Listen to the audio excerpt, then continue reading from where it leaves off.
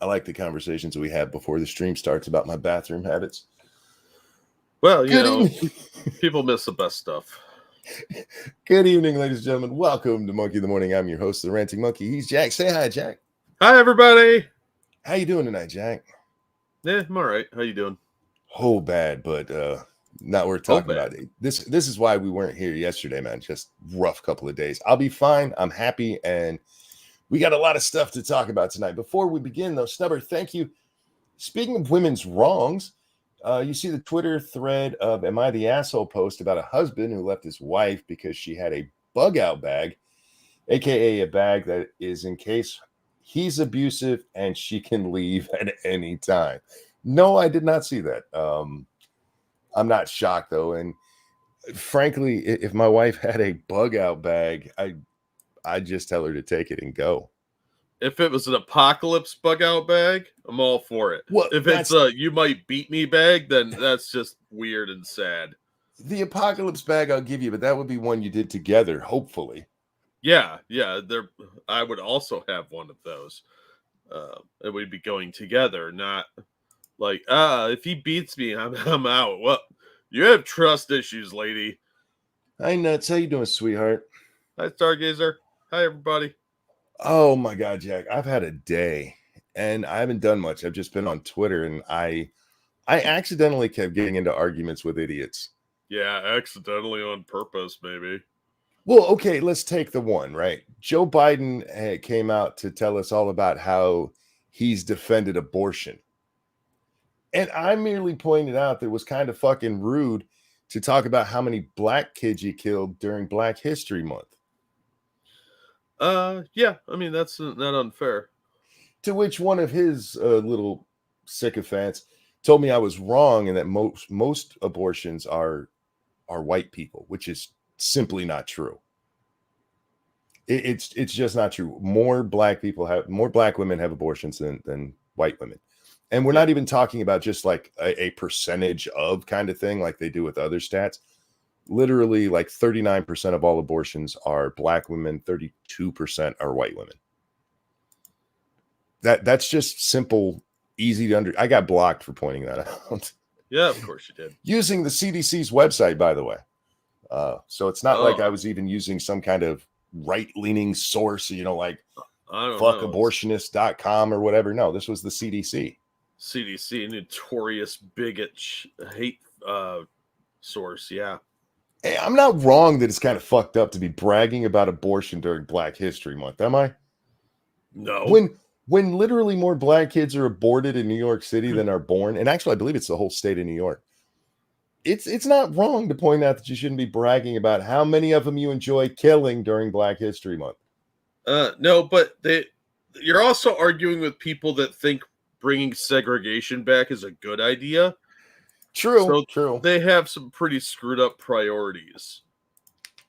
I know 3 black women that had abortions and 1 white chick. I'll be honest with you. As far as I know one person, no, two who've had abortions, and they were both white. But that is an empirical thing, right? Yeah. We look at the actual data, and it's clear. Even though they're 6% of the population are black women, they account for 39% of abortions. That's ridiculous. And that was Margaret Sanger's goal. It absolutely was. There's a reason abortion clinics were put in black neighborhoods. And it wasn't because the fucking rent was cheap. I mean, it was, but that's not why they did it. Yeah. Anyhow. Jack, let's talk about Ronna McDaniel. Dun, dun, dun. Now, the headline's a little misleading here. It says McDonald. Maybe I'm hungry, Jack. McDaniel's out at the RNC. She's the RNC chairwoman. She might be out. What's actually been reported, Jack, is that she has told Trump. This is all secondhand information, but reportedly she told Trump that she will step down as the head of the RNC after the South Carolina election on the 24th. Yeah. After the primary. So Ms. Ronna says she's going to step down, and The reason for it is the fundraising numbers came out, and I don't know if you saw those, Jack, but they're bad, real bad. Thank you, Keldrig. Oh, whoops, that's a long one. It's going to take me a second. Let me bring this up over here so I don't have to interrupt myself. Why wait? That's a good question. Maybe just to keep things going through South Carolina without any major change. I don't fucking know. She needs to cook the books a little, probably. Thank you, Keldrig, who says X tried to put me in a timeout for telling Keith Olbermann to fuck himself with a cactus. Of the 2 times X has done that, both have been for telling people to fuck themselves with a cactus. So X can go fuck itself with a cactus. I don't know what to say there. I'm shocked you got in trouble for that. I've said way worse to people. People better than Keith Olbermann. That's interesting. What was the specific thing? Was it harassment? Okay, so Jack, we have the numbers from the RNC and how they've been doing with donations. And if we look from the year 2022, where they raised $182 million, and we look to 2023, where they've raised $87 million, it had people asking questions like, what the fuck is wrong with the Republicans? They lost $100 million over a year, Jack. Well, they're incompetent. They refuse to win, and they like flowers a little too much. Jennifer Van Laar, who I got this from, we'll just go to her post. She says the decline in RNC fundraising is so stunning that it almost seems like it can't be possible without an external force in addition to my reporting. She's been instrumental in pointing out how bad the funds raised have been spent, going all the way back to the election in 2023, January 2023, just a year ago, when Rona re-won the chairmanship, of pointing out how they've been just wasting money, flowers being the biggest thing, right? Yeah. She says, what if a powerful Republican who can raise a ton of money and who's very butthurt convinced donors to stay away so McDaniel will be driven out and his chosen person can be installed? I know that sounds far out. Clarification. I am not in any way implying this is Trump, just answer some questions that came up in the replies. She's talking about Kevin McCarthy. Yeah. She's not talking about Trump in that tweet. I don't think you can blame it on him, though. I don't, because he's only been out for a couple of months, right? I think so. And especially with the RNC being, frankly, pro Kevin McCarthy, it wouldn't make sense that he would have that big of a dent. Maybe if it was 20 or 30 million, 100 million, that's an all year thing. Thank you, Green Lady Gray, for month number 4 as a member of the channel. I very much enjoy listening to you both, worth every penny each month, and I'll keep supporting if I can. Love and light from a dirty pagan heathen. Well, back at you. Thank you so much. I appreciate that. Yeah, thank you. It's really nice of you. Let's discuss these numbers, Jack, because there's something. It's very blatant, right? This is what happens at the end of 2022. The election for the RNC chairs at the end of 2022. We get that report with all of the bullshit ways Rona's been spent. On top of that, oh, sorry, did I cut out? Just for a second, yeah. Oh, okay. So we see how Rona's been wasting money, right? Yeah. We also know that in 2022, the RNC cut funding to a bunch of candidates who should have got it. Yeah. Yeah, and caused them to lose, quite honestly, because the guy they cut funding from in Alaska to give to a different Republican that they liked better and was a total rhino, and then they ended up both losing. Yep. That was horse shit. They did that several times. They undercut their own party members just because of personal beefs. Yeah, you don't need McCarthy's influence here. All you have to do is pay attention to what Republicans have been doing to be like, I'm not giving my money to them. Yeah, why would you? It would make far more sense to directly donate to the candidates. Yeah. Granted, you can't give as much that way, but still. If you actually cared about, I don't know, let's say for some reason you're an idiot and you want to make sure Mitch McConnell gets reelected, you would give the money to Mitch, not to Rona, because you're not sure she's going to give it to him. Yeah. Yeah. She's burned the trust that people had with the RNC by undercutting good candidates. Yes. That she just didn't like, or McCarthy or whoever didn't like, that somebody whined about, that were decent conservatives, or at least on paper they were. Yeah, you don't have to have any kind of conspiracy theory here. It's just how badly the party's been run. The fact that she got reelected to that position still blows my fucking mind. I do not understand how she wins that thing, especially after the spending numbers came out. What did we do? A show and a half making fun of those. Yeah. Well, they've kept that shit up, and Jennifer's reporting on this has pointed it out again. Again, lots of money spent on flowers, not as much as before, Jack. So she toned it down a little bit. A little bit. Rona was like, I don't need fresh flowers every day. Every other day, I'll have to learn to live with. One of the big expenditures is on like limousines. Lots and lots of just money wasted. And the RNC tried to come out and defend themselves by going, but the Democrats have outraised you and spent less frivolously. Yeah. And that's part of the problem, is they're spending money like drunken sailors. Real fast. Thank you, Keldrick. McCarthy finally came out. Good for him. I think it would probably improve his life dramatically if he just admitted the reality of the situation. Yeah, Rona deserves to leave. She's horrible at what she does.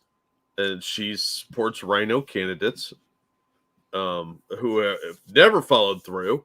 So, yeah, fuck this bitch. She deserved to be out a long time ago, and they had the chance to get Harmeet Dillon in there, and they botched it completely because the Republicans hate winning.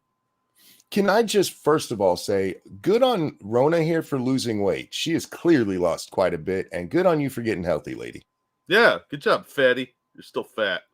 By your standards, but by your standards, I'm dead.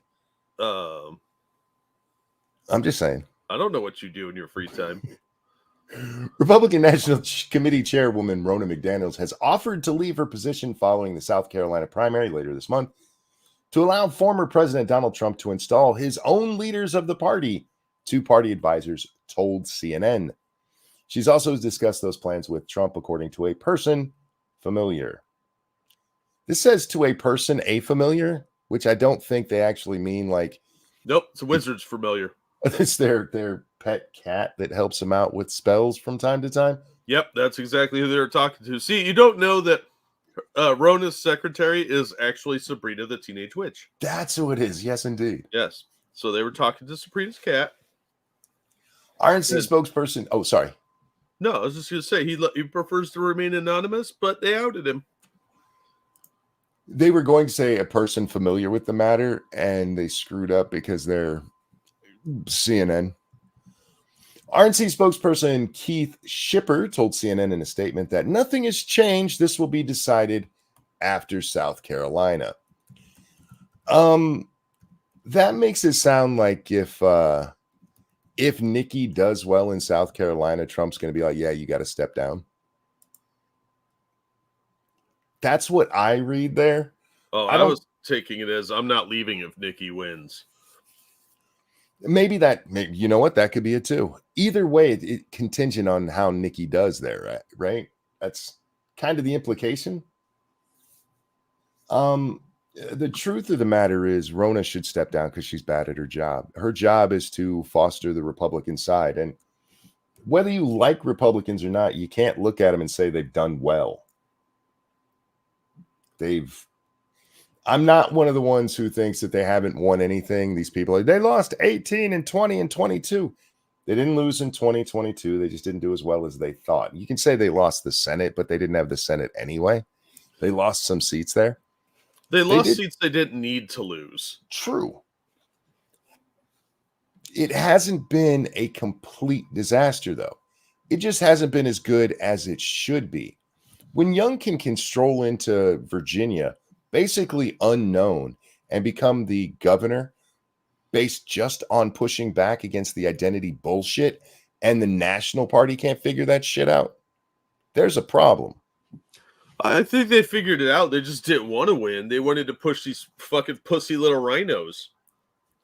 I don't think they can figure it out. I see you think they don't want to win. I think they're stupid. I think both could be true at the same time. Yeah, true. I think they want to win because they do like money, and that's how you get money. And what they've been doing is retarded. I mean, just look at the border bill, man. That any Republican is on that. I went through it even in more detail today, Jack. I got angry. Oh, of course. Because there's exceptions in there nobody's talking about. For instance, on the border bill, do you know that 5,000 people coming across the day does not include any children? Of course not. There's an exception in there that says they don't count children. So if 3,000 people come across and another 3,000 are children, technically that's 6,000 people, but it's only 3 by their count. And it'll be modified later down the line to include mothers. Well, it's even better than that, Jack. There's not much more to say about Rona other than she sucks, and we can keep her as part of the conversation. But the really interesting part, because we talked yesterday about how Biden can override the automatic shutdown. Mm-hmm. What if I told you the automatic shutdown doesn't automatically actually shut anything down?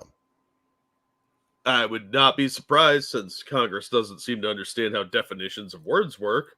I want to read this to you. In general, during any activation of the Border Emergency Authority under subsection B, the Secretary shall maintain the capacity to process and continue processing under section 235 or 235B a minimum of 1,400 inadmissible aliens each calendar day, cumulatively across the Southwest land border, ports of entry in a safe and orderly process developed by the Secretary.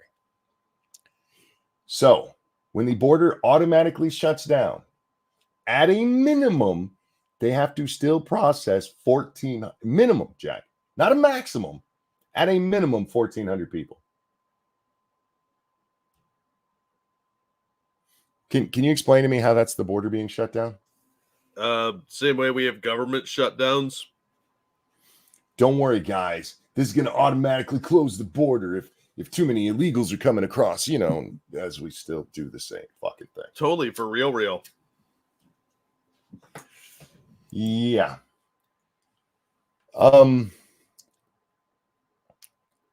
I don't understand how any Republican is still talking about this as a good thing. How any of them are still trying to push the lie that this in some way does anything for the border. I get Langford doing it because his name is on it. And it's better than going, yeah, I'm really that retarded, guys. Nobody wants to say that out loud. It's true in this case, but I get him not wanting to say it. Yeah. Even Mitch McConnell stepped away from this. As he should, but Mitch McConnell's a fucking retard traitor. Fuck him. This little bitch was just talking a couple of days ago about how great it was. It comes out, everybody gets pissed off, and he's like, oh, yeah, this is not going to pass. No. One, the Democrats don't need the Republicans to pass this in the Senate.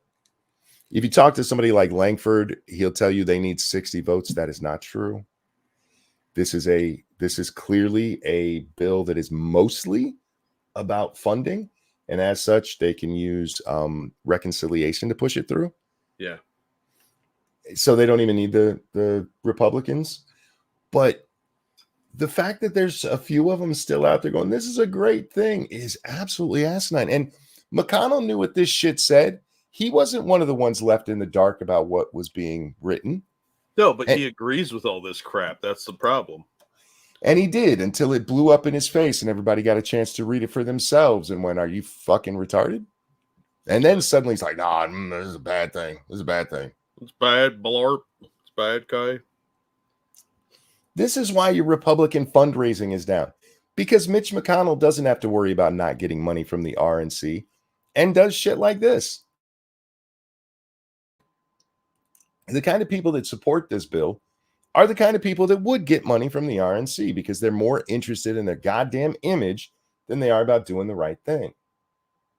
And that has been the problem with these assholes my entire adult life. And probably before that too, Jack, but I was too young to pay attention. Yep. Speaking of the border, we had the Mayorkas impeachment today. The vote was 216 to 214 not to impeach Alejandro Mayorkas as the Homeland Security Director. I'm going to bring this up on the screen so we can look at the numbers here, Jack. I'm so shocked. 200. This is the first. This vote does change, and I'll explain it in a second because it says 215 to 215, even though I just told you 216 to 214. All right, so 215 Republicans voted yay, 3 voted nay, and there's 1 non-vote.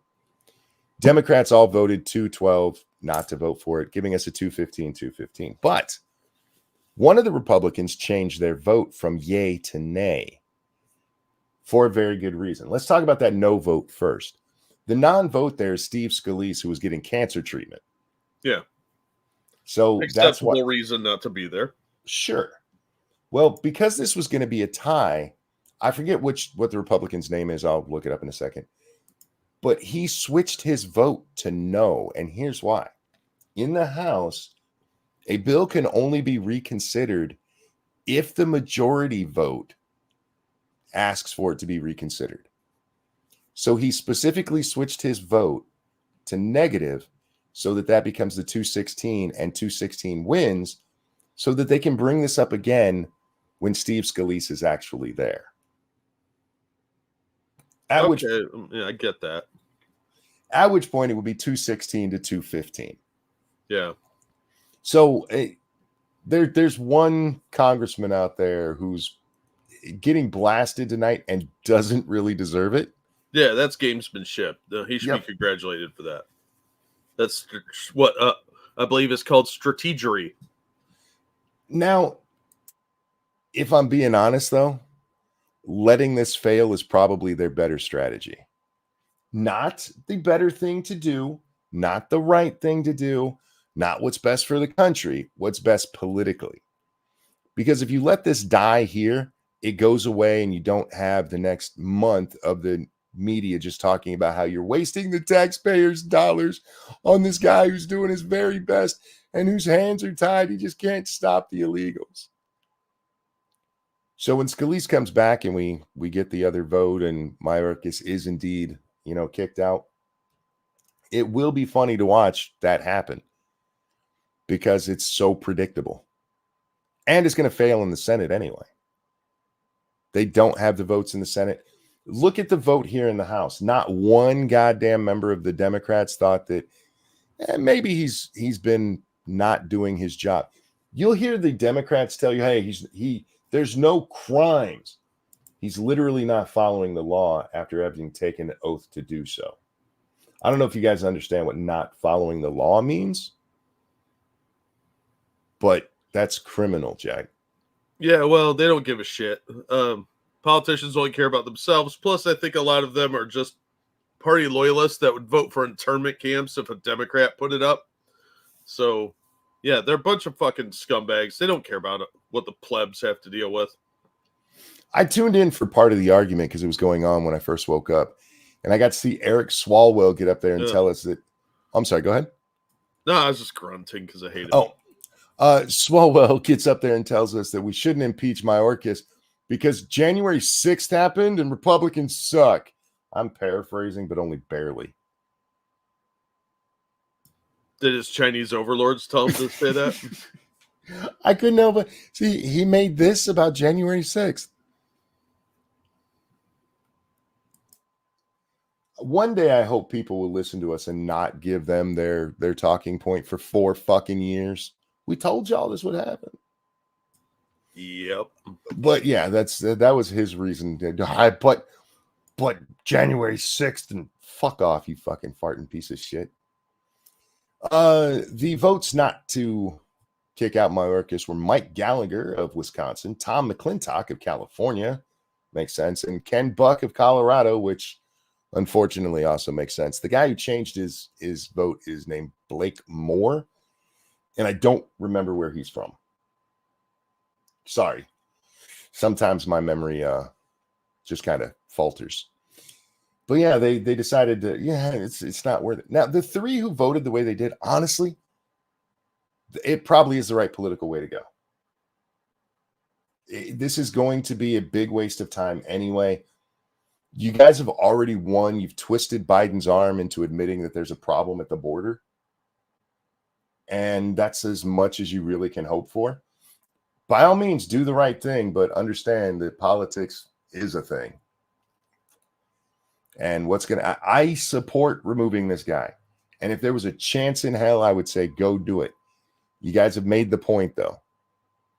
And by bringing this in and dragging it out to an inevitable conclusion, you're not really helping yourselves. That's just true. Not if Trump wins in November, he'd be out in January anyway. So, yep, he's just going to continue to abuse his power and let all these illegals in the entire time he's there anyway. This is all going to drag out, so it's pretty irrelevant. This is just a dog and pony show. And the next guy that they bring in for the next few months anyway would just do the same bullshit and let more fucking criminals in, all these little freeloading parasites. They're not doing anything to stop the border. This is just for show and money. Mm-hmm. And that's it's infuriating, Jack. Speaking of infuriating, somebody finally put a note on there. I'm a god. We'll get to me being a god in a second. Glad your ego's in check. My ego is in check, believe it or not. We're going to watch a Biden video, Jack, because, our president's a retard, and this is what kicked off my conversation today. Oh, yeah. Someday between now and November, the American people are going to know that the only reason the border is not secure is Donald Trump and his MAGA Republican friends. That's right, ladies and gentlemen. Every day from now to November, you're going to be told, not by Biden, but mostly by the press repeating his bullshit, that Trump is the reason the border's not secure. Because the last 3 years didn't happen. No, the MAGA Republicans stopped him at every move from securing the border. Oh, it was horrible. Horrible! And Wokeness posts the numbers going from 2020, which, by the way, that is a little disingenuous because that's the COVID year, but still, all the way through today, which 2021 had 1.7 million, 2022 had 2.3 million, and last year 2.4 million illegals at the border. Again, guys, you have to remember with these numbers, these are only the knowns. These are the encounters. These are not the gotaways. These are not the ones that they've had no idea about because they have to guess at those. Known encounters, almost 2.5 million. But it's Trump's fault. Elon Musk retweets this saying that we're being gaslit. That's true. We are being gaslit. To which our old friend Brian Krassenstein had something to say, because of course he did. Now, there's a thing with the Krassensteins that you will notice. When there is literally no way to defend leftism or Biden specifically or any of their bullshit, they will always pull the both sides card. Every time. And in this case is no exception. Both sides are skewing the facts heavily. This post you quoted in itself does just that. Why does it not show the number of encounters in 2019 under Trump, which approached 1 million? Do you think going from 1 million to 1.7 million is actually a minor thing there, Brian? That's still quite the fucking jump, you idiot. What? You're crazy. And that's not even getting into why 2019 had such a big increase. Let me give you guys just a heads up on this. It's because the Democrats had spent years telling people how to come across the border illegally and pushing the notion that we should get rid of ICE. And look how they're being mean to these people by telling them they have to stay across the border. Now, instead, ICE throws out the welcome mat and hands them gift cards and cell phones. Every president for the last 3 decades have had issues with the border, mainly because we don't have the laws to actually fix the situation. That's a lie. That's just a lie. A lie.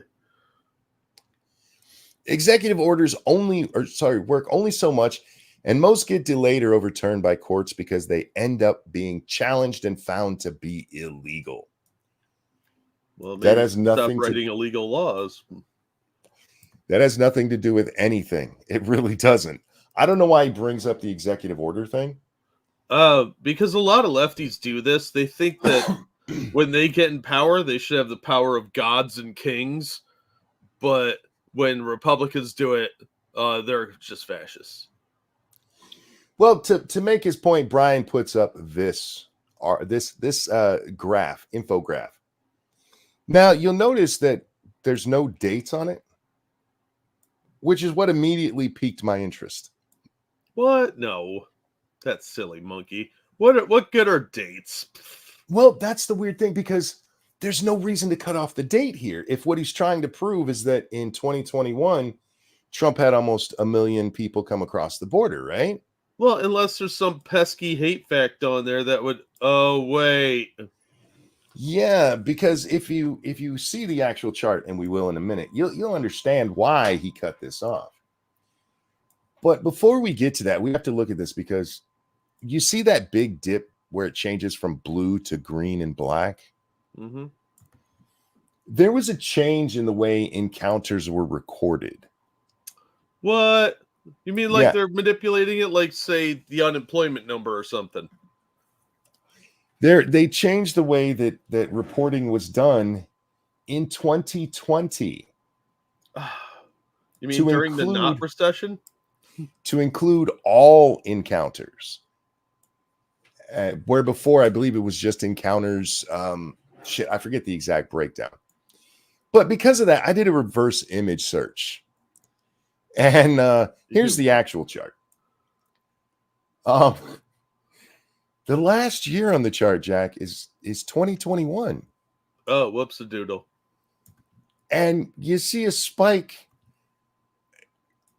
that more than doubles what Trump had. Oh, no. Inconvenient reality. Time to cut that right off. Don't worry, guys. Both sides have this issue. It was amazing the arguments I had over this, Jack. Because this is a guy who says people are skewing stuff. And he puts up a purposefully manipulated infograph. You can't see where it's from. You can't see the dates on it. This one even shows the differences there where up until the year 2000, it's all nationalities. And then they start breaking down by Mexican versus non-Mexican. Poker, thank you so very much. Who says sup? What's up? Hope you're well. Hope you're well. Hey, Poker. This was a deliberate attempt at misinformation. Yep. This was a deliberate attempt to make it seem like what? No, it is. See, it's Trump's fault too. No, it's no. And again, even looking at the Trump number, you'll notice, Jack, that starting right about 2014, actually 2012, we start to see that other category, the non-Mexican, jump up. Remember when hey, it's not all Mexicans coming across the border. Well, that's true, because the Mexican part had been cut down quite a bit. Yeah. Because we started making a push below Mexico's border. We started going into Central and South America to try to get illegals up here. Yep. By things like global warming asylum seekers. Yeah. Those NGOs really knew how to expand their market share. The economic migrants. Are you poor in South America? Come up to America. Let us give you our wealth. There's more invaders because Trump tried to build a wall to keep them out. True. That's what happened. It's just amazing to me that Biden can say something like that, right? And nobody on his side questions it at all. He had to have his arm twisted to admit that there's a problem. Even if we go by Brian's, hey, there was almost 1 million. By the way, it's under 900,000 under Trump. He didn't say almost 900,000, which it's like, what, 860,000 there? No, almost 1 million. He didn't complain that the 1.7 million wasn't called almost 2 million. This is how propaganda works, guys. You can like super chats now Weird. Thank you so much, Retro. Yeah, I've seen that. That's it's interesting. I never noticed that. I think this is the first night. Oh, yeah. Well, I like that super chat. So good job, buddy. Yes, thank you for the super chat. I had no idea you could like those. It's actually a little bit distracting because I keep feeling like I'm missing something. You're missing all the likes. Oh, where were we? But anyway, yeah. So Brian never did respond to me, Jack. I simply asked him, why didn't you post the full chart? Why'd you cut it off? Because anything he says is going to look retarded or more retarded than what he actually did. So I just don't understand how people don't understand this. You can even be on Biden's side and say, hey, his hands are tied, but you have to admit that there is a difference between the number of people who came under Trump and the number of people that are coming now. No, it's always got to be Trump's fault. Biden in his 3 years has more than Trump and Obama combined for most of their time. Nope. Trump, bad man. Orange man, bad. Very few Dems really seem to want to admit that Biden has been a complete abject failure for them. So I also just want to point out that this is 2016 right here. And it's about 400,000 people, Jack. About 400,000 people. And the American public, it resonated with them when Donald Trump said, we need to secure our border. And what was the response to that? The Democrats going, oh, fuck no, and things blowing out of control.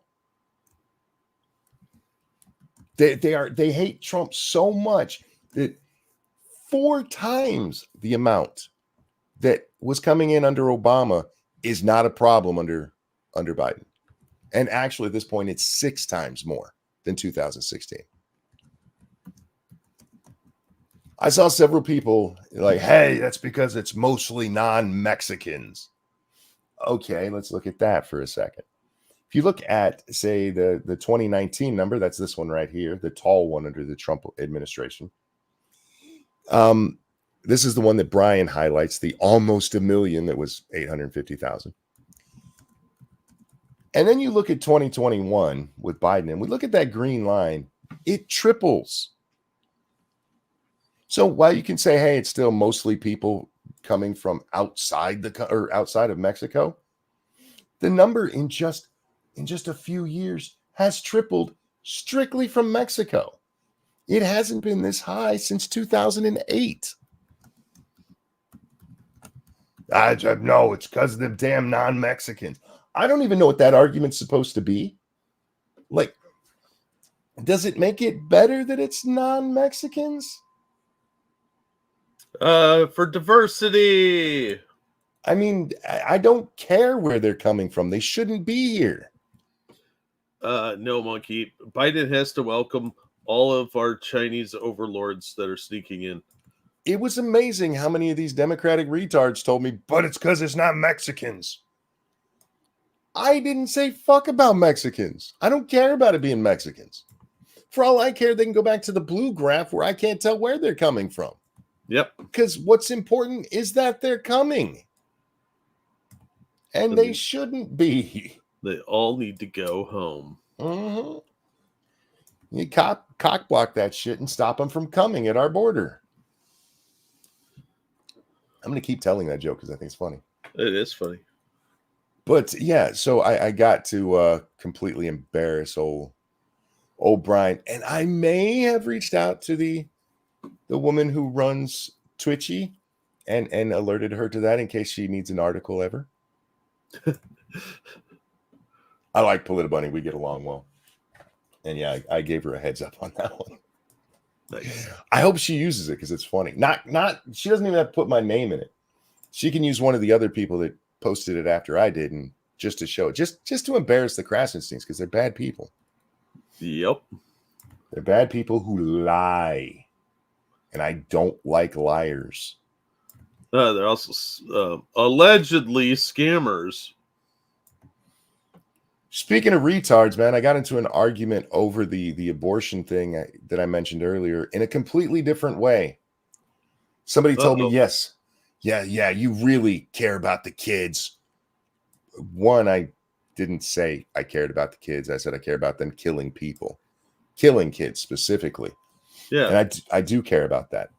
Am I going to donate to that child's college fund? Probably not. I'll never. I don't have to care about you to think you shouldn't die. True. Very true. But this fucking asshole brings up the Kate Cox case. That's the Texas case where she had to go to another state because they wouldn't let her have an abortion. Oh, man. I just want to remind people, she could have had an abortion. Under Texas law, she absolutely could have had an abortion check. Yeah, but her lawyers wanted to be famous and set precedent, right? Her doctor, actually. Oh, her doctor. Yeah. Her doctor and a group called some family care group were looking for a person, specifically looking for a person who would fit their little narrative. Yeah. She wasn't allowed to have an abortion. And that's not speculation. They were actively looking for somebody to be their spokesperson for this. The interesting part of the article, or of this whole case, though, is that she could have had an abortion. Thank you, Poker says, like this chat to support short Asian women. Well, thank you so much for that. I can only like it once on each browser, but I agree. In the Cox case, Jack, and I'm going to bring up from the ruling what they said. We went over it at the time, but it bears repeating, because this lady is going to be brought to the State of the Union, Jack. She's coming to the State of the Union as a guest of, hey, I like to kill Negroes during Black History Month, Joe Biden. Yep. This is what they said. In this case, the pleadings state that Mrs. Cox's doctor, Dr. Damla Carson, believes Ms. Cox qualifies for an abortion based on medical necessity exemption. But when she sued seeking a court's pre-authorization, Dr. Carson did not assert that Mrs. Cox has a life-threatening physical condition or that in her reasonable medical judgment an abortion was necessary because Ms. Cox has the type of condition the exemption requires. Yeah, she didn't want to risk her license on a potential fail. All this doctor had to do was say medically, this is necessary. It can't be challenged in court, Jack. The Texas law doesn't say, hey, if a doctor says this, we can challenge him and they have to prove it. It doesn't say anything like that. It says if in the doctor's reasonable judgment, they believe an abortion is necessary, they can have an abortion. And this doctor flat refused to say it, even in the court filings for getting the abortion. Wow. The court goes on to tell us that if somebody, nothing in this opinion prevents a physician from acting if, in that physician's reasonable medical judgment, she determines that Ms. Cox has a life-threatening physical condition that places her at risk of death or poses a serious risk of substantial impairment of a major bodily function unless the abortion is induced or performed. In other words, even with this decision, which was actually overriding a injunction against the state, a judge said that the state was not allowed to in any way prosecute this doctor if she did the abortion. And this was Texas going, yeah, you can't do that. That's nonsense. All the doctor has to do is say it's medically necessary. There's no reason for this to have ever even been a court case. Matt Christensen did a breakdown of this. I just dropped the link over in Rumble. Dangerous provided it in the chat. So yeah, so it's in the chat now. Look at Dangerous's link, and I dropped it over on Rumble. So if you guys want to watch really in depth on it, there you go. You could also go watch when we talked about it because we went really in depth on it at the time. I'm not saying don't go watch Matt, but We talked about this when it happened, and I pointed all of this out. And this idiot bringing this up, this kept happening today, Jack. People bringing up shit that they didn't know anything about or knew what the news headline said. And I kept having to go dig shit up to prove them wrong. Yeah. Which was fun for me because I like proving idiots wrong. I think the real debate is what Big Coat Hanger is doing. They're trying to push the narrative that metal hangers are better than plastic. And it's just like the execution thing, a lethal injection versus electrocution. So I think that's the real argument we're having here. Bubba says, so literally go to any doctor in Austin. Yeah. All this doctor had to do was say this abortion is medically necessary. Didn't have to prove it. There's no standard of proof. Just needs the doctor to say, in my medical opinion, this needs to happen. And the doctor refused to do it. That should tell you, and not a single fucking article written about this brought that up. None that I could find, Jack. No, because it's a narrative. They need to only apply the facts that are relevant to their case, not the reality of it. Oh, do we want to talk about this idiot? Maybe. Okay, going back to Elon and his tweet with Biden. I just pointed out over there on the X, Jack, that this is why the media has decided to hate Elon Musk.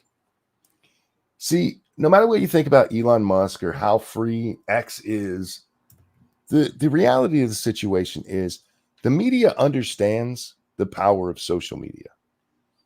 And when we see 2020 and them all get together to silence criticism of Joe Biden, which they absolutely did, and they lost one of those places, it wasn't the free speech component of it that pisses them off. It's Biden being challenged that does. It's the fact that Biden right now trying to say that it's going to be Trump, that the border's Trump's fault. And the people being able to look at it and go, that's bullshit. That's what scares them. Truth scares them, Jack. Well, yeah. I mean, they're maliciously evil people. So if the 2020 election was honest, there'd be no way for Biden to cheat. Yeah. There, in all seriousness, because it would have been so ridiculously blatant, more than it already is, that it couldn't have happened because the poll numbers would have been so bad. Biden would have been polling in the low 40s, and nobody would have bought that he beat Trump by 10 to 12, 12 million votes? Nobody would have bought that shit. If they'd been honest about him in 2020, that there's no chance of that. If they had looked into the laptop or the phony Russia scandal, a lot of this stuff would have been exposed. So, but we don't have an honest media. Yeah, Bubba says it properly. Uncurated truth scares them. Yes. Well, somebody told me that actually Elon has been horrible, you see, because CP is rampant now. It was really rampant before he took over. Well, he tells me this, and I'm like, that's just bullshit. And he brings up a tweet. And he brings up a story from the Washington Post. Twitter under fire. Twitter under fire for child sexual abuse. This is from July of this year, Jack.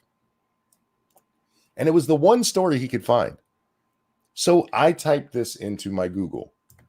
Twitter CP. The first story that comes up. I forget what publication was that in. That is from Reuters. And it's from September of 2022. Telling us that Twitter at the time was showing ads next to child porn. I remember that. I think we talked about that on the air. We did indeed. At which point this idiot tells me, well, Elon ran it at the time. Elon didn't take over till October. Yeah. I'm not saying that Twitter's perfect in this regard, but they have 100% cleaned up compared to what they used to be. Oh yeah, it's 1,000 times better than it used to be. Thank you, Poker. What would Tim's company need to pay you to join? Tim who? Pool, probably.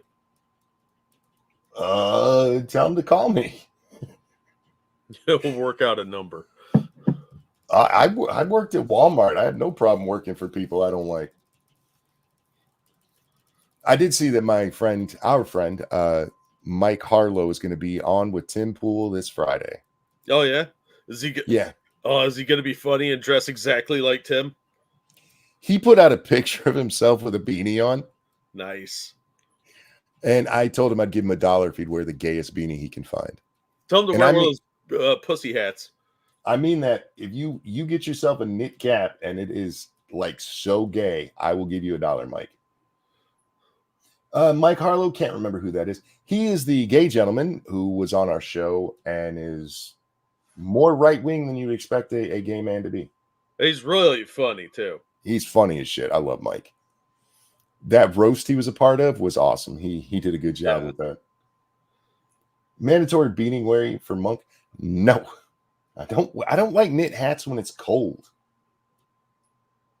I prefer to just put my hood up, Jack, because I don't like something touching my ears so tightly. Yeah. Yeah. Which is weird because I wear earphones for so much during the day. I said before, when I get to take my earphones off at the end of the day, it's the closest I will ever get to the relief you see in a woman's face when she gets to take her bra off at the end of the day. Yeah. They're just like, oh, that's how I feel when I take my headphones off. Oh, thank God.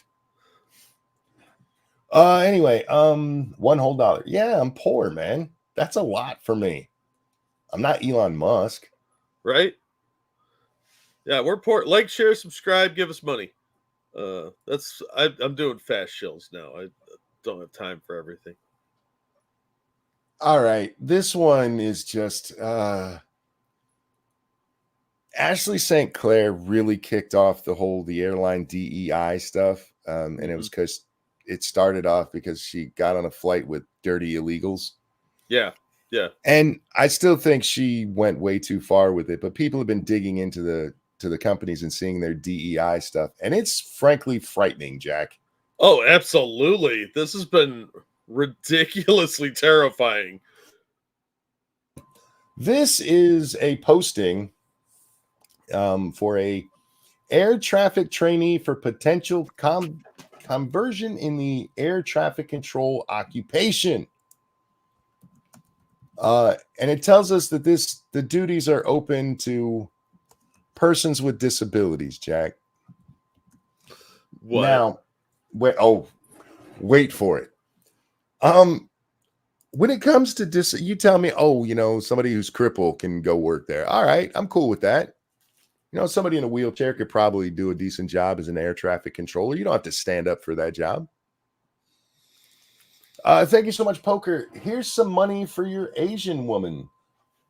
I appreciate it, but you're giving me that to me and Jack's things up at the top there. I like Asian women. Targeted disabilities or serious health conditions. Developmental disability, for example, autism. How about mental retardation? Traumatic brain injury. Paranoid schizophrenia, probably not a good air traffic controller. It's coming for me! Deaf or seriously hard of hearing. Yeah. My favorite, blind. Intellectual disability. Significant psychiatric disorder. I don't know if this one's real or not.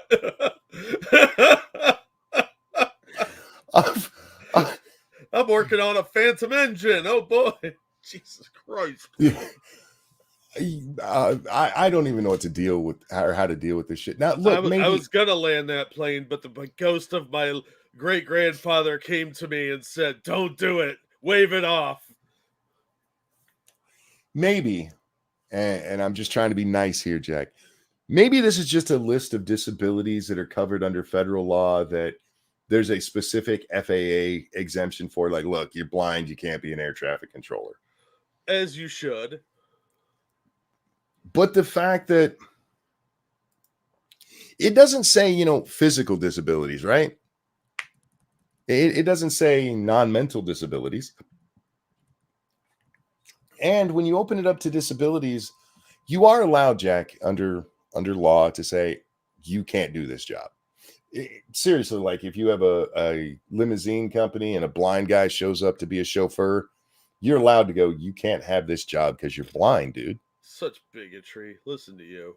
Because there are exemptions that don't make sense. And I seriously hope that that's what the FAA says, that on their site, there's like, by the way, you can't be a fucking paranoid schizophrenic landing planes for us.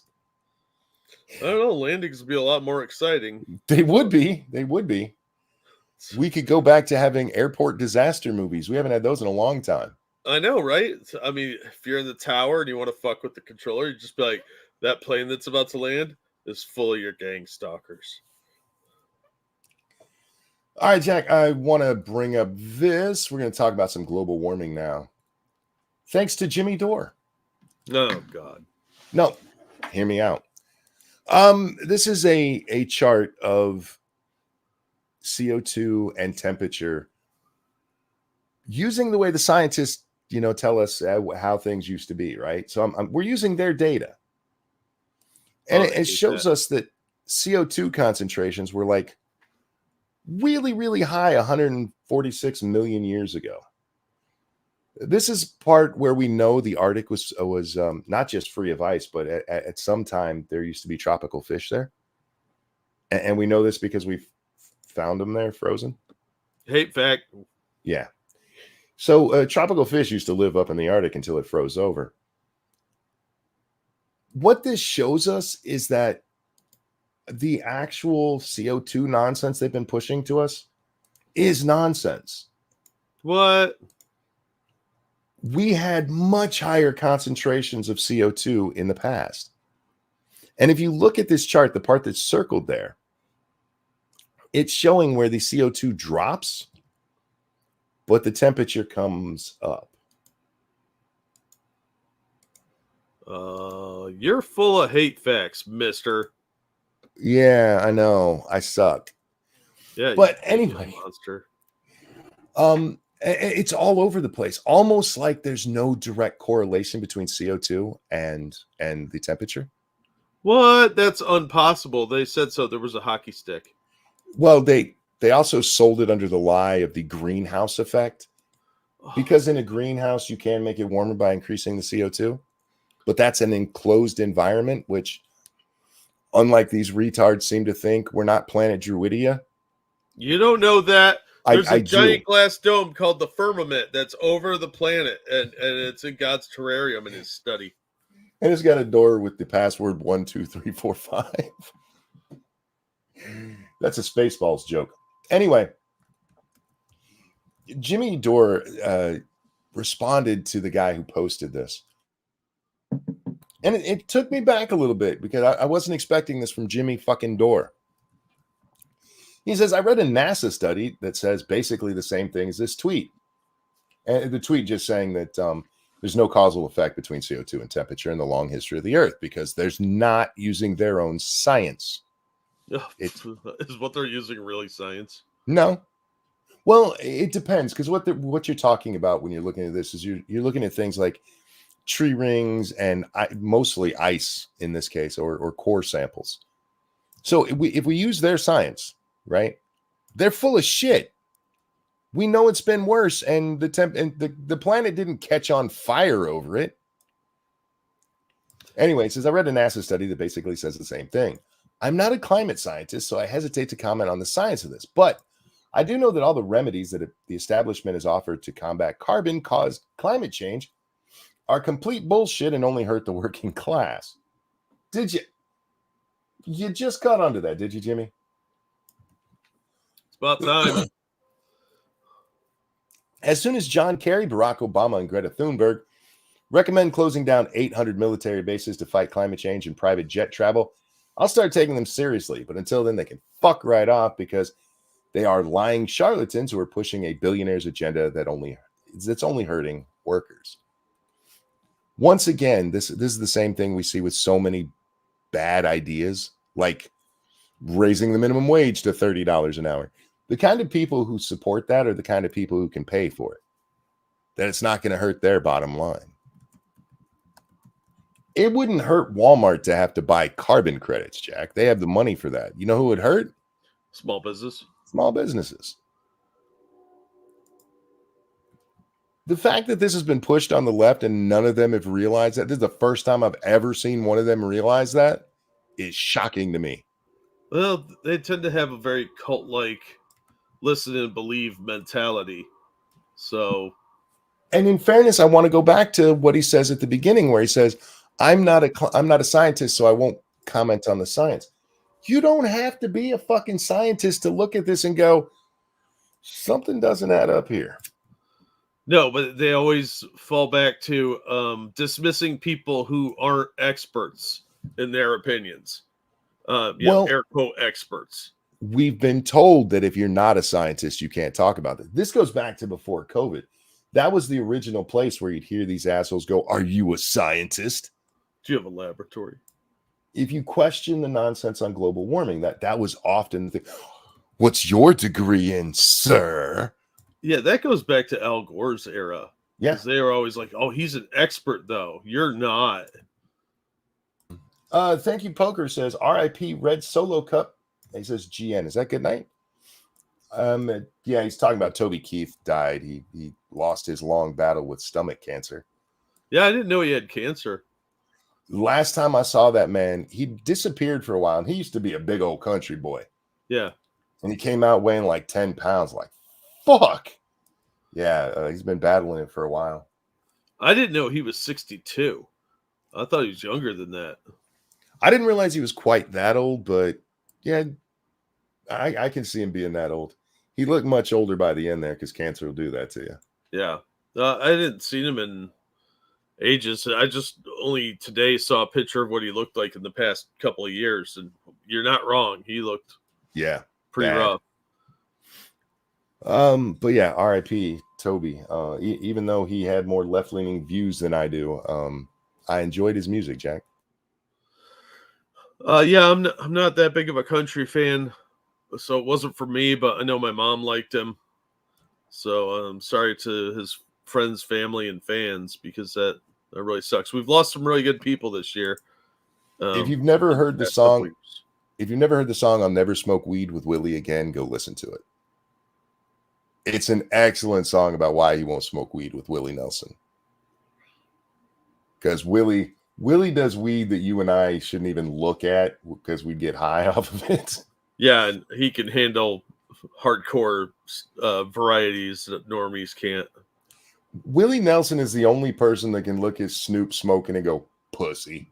Right? Anyhow, to our global warming thing here, you don't have to be a scientist to call out the nonsense. I mean, even NASA's pointed this out, but NASA be like, but there's reasons why now it's worse than back. Man-made somehow makes carbon molecules different than the stuff that comes out of the ground and your breath, and bad. See, the CERN collider opened up a wormhole to where worse carbon was coming through. It's that special CERN carbon. Yeah, and it swallowed up that airline that went missing too. That's probably where all the carbon came from, was that the airline. Yeah, clearly. Sorry, carbon dioxide. I want to be careful. Somebody, you're not a scientist, you keep saying carbon when you mean carbon dioxide. But yeah, even Jimmy Dore is saying it now. And granted, Jimmy Dore has been, I feel like Jimmy Dore is going to be working with Dave Rubin again soon. Yeah, he's really had some awakenings in the last few years. COVID fucked up a lot of lefties, man. Yeah, well, they didn't have authorities telling them what to think all the time, and some of them came to a realization, and the others doubled down on the authoritarianism because they missed it so much. Snoop quit. Snoop did not actually quit smoking. That was a clickbait thing he did. Yeah, that was a publicity stunt. And well done on him. That's all. Willie's the Chuck Norris of pot use. Yes. Yeah. Oh my God. I don't want to watch that. That's asinine. Let's talk about these idiots. So, Jack, I'm minding my own damn business. I come across this picture. It's some Indians flipping off the Mount Rushmore National Monument. These pictures surface every fucking year. Yep. And in this case, it was posted by not one of them, as far as I know.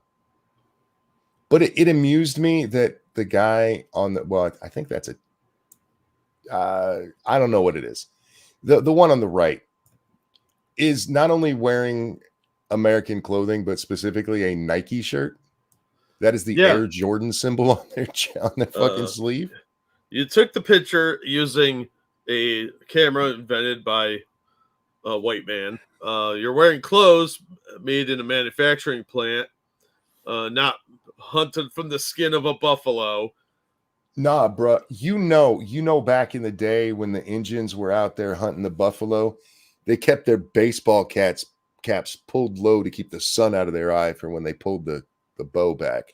It's true. And they had lots of wheels. I mean, wait. I'm so tired of this shit. It's fucking childish. It's so smooth brain nonsense. You lost a fight. Get the fuck over it.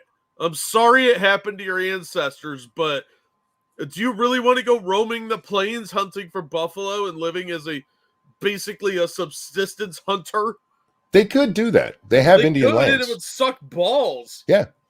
But they choose to embrace the colonial ways. Yeah, when it suits them. When you'll take the modern medicine, you'll take all the clothing and education and technological advancements. But fuck you for putting a face on a fucking rock formation that we kneel to or some crap. Fuck off. Well, the post this is attached to says, "Fuck the USA, it's all stolen land." And like the pussy that he is, only accounts that he allows can reply. You can retweet it, which I did. Yeah. Well, but who'd they take it from?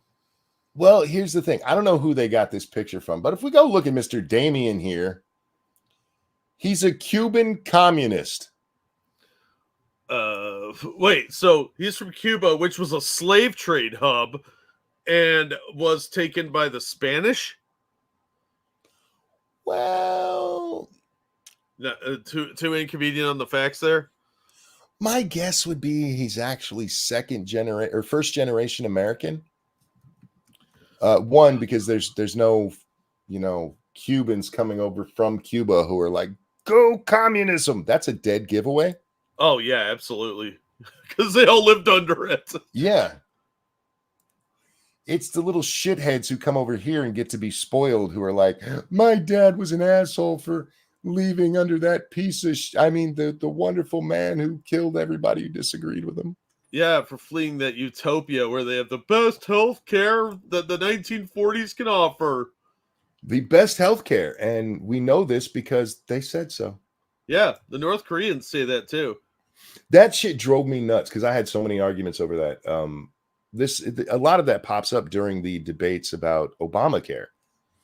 And you had all these lefties like, no, you see, Cuba has the best system in the world. And if you went and looked up how that was found to be, you can still look this up. Check me. Don't just take my word for it. Cuba told him so. Every other country had to provide facts and figures, and they just took Cuba's word for it. Cuba said, yes, we have less deaths than anyone else in our hospitals. Oh, okay, cool. You guys have the best. And that was what was put out to the public. That was blasted across U.S. headlines. Yeah. Even Michael Moore made a film about it. Yep. And if you actually look into it, this is a country that like 40% of the population didn't have running water, but they had the best healthcare in the world. I have no doubt they have top-of-the-line MRI machines in Cuba. Up until a few years ago, most of their cars were still 1950s Ford trucks. There are parts of Cuba that still look like they're stuck in the 50s because they are. When the Cuban Revolution happens, time just stands still. Yep. They weren't coming over here in old 1950s trucks because those were the ones that were expendable. It's literally all they had. They'd have come over in an F-150 if they had one. Literally, who was it? Lauren Chen, she went to Cuba. And if you go to Havana, it's more modernized. But if you go just a foot outside of Havana, it's like stepping back into the 1950s. Yeah. It's like firing up Fallout. All of their shit, their cars, everything is from that time period.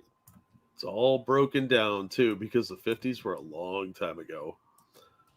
Thank you, Snubberth, who says, yeah, they also curbed their AIDS spread narrative by incarcerating HIV people. Yep. Effective. That's one way to do it, I guess. Well, to be fair, Castro and Che did not like the homosexuals, so bad things happened to them. Them and the poets. They didn't like poets either. It's called sanctions, you dunce. The Russians sanctioned Cuba? I feel like they didn't. And I feel like they were working together. And then Russia didn't get stuck in the 50s. It's weird. It's weird. Russia had its own set of issues with advancement. They had no problem bringing missiles, nuclear missiles, to their door. Yeah. They just couldn't figure out how to get cars over, I guess. Well, it was a lot of work. You know what, Jack, just for argument's sake, let's say sanctions are the problem. Okay. They couldn't get better trucks, but they got the most advanced medical stuff in the world. It's weird. That's really weird. Apparently, sanctions only work on automobiles, Jack, and running water, not on machines. Well, when they impose those sanctions, they're like, how can we fuck them over the most? Oh, I know. Vehicles and plumbing supplies. Yes. That'll teach them. Those damn dirty little Cubans. Anyway, Valentine's Day is coming up, Jack. Yeah. And Melissa Chen, man, she started popping up again on my timeline. I don't know what happened. I don't know. For Kane, thank you so much. Also, people took a picture with a camera. Oh, what? Sorry, it popped off the screen as I was trying to figure out how to say your name. Sorry, dude. That's my bad. I suck with names, Jack. It's my albatross. It's my cross to bear. But thank you for Kane. Also, the people took a picture with a camera, so they lost their soul, because isn't that the belief? I don't know. Is that the belief with the Indians? I think some tribes do believe that. I know some Amish enclaves believe that as well, that you steal part of their soul if you take their photo. And thank you, Lysis, who says gay hat fund. I appreciate it. So Mike has such a great sense of humor, and I think Tim would at least, fake it for the show and laugh. I hope he brings out like the gayest gayest beanie he can find. Like if it had a giant dick on it, I would laugh. Oh, a beanie and a Speedo, and that's it. Yes. And Crocs on his feet.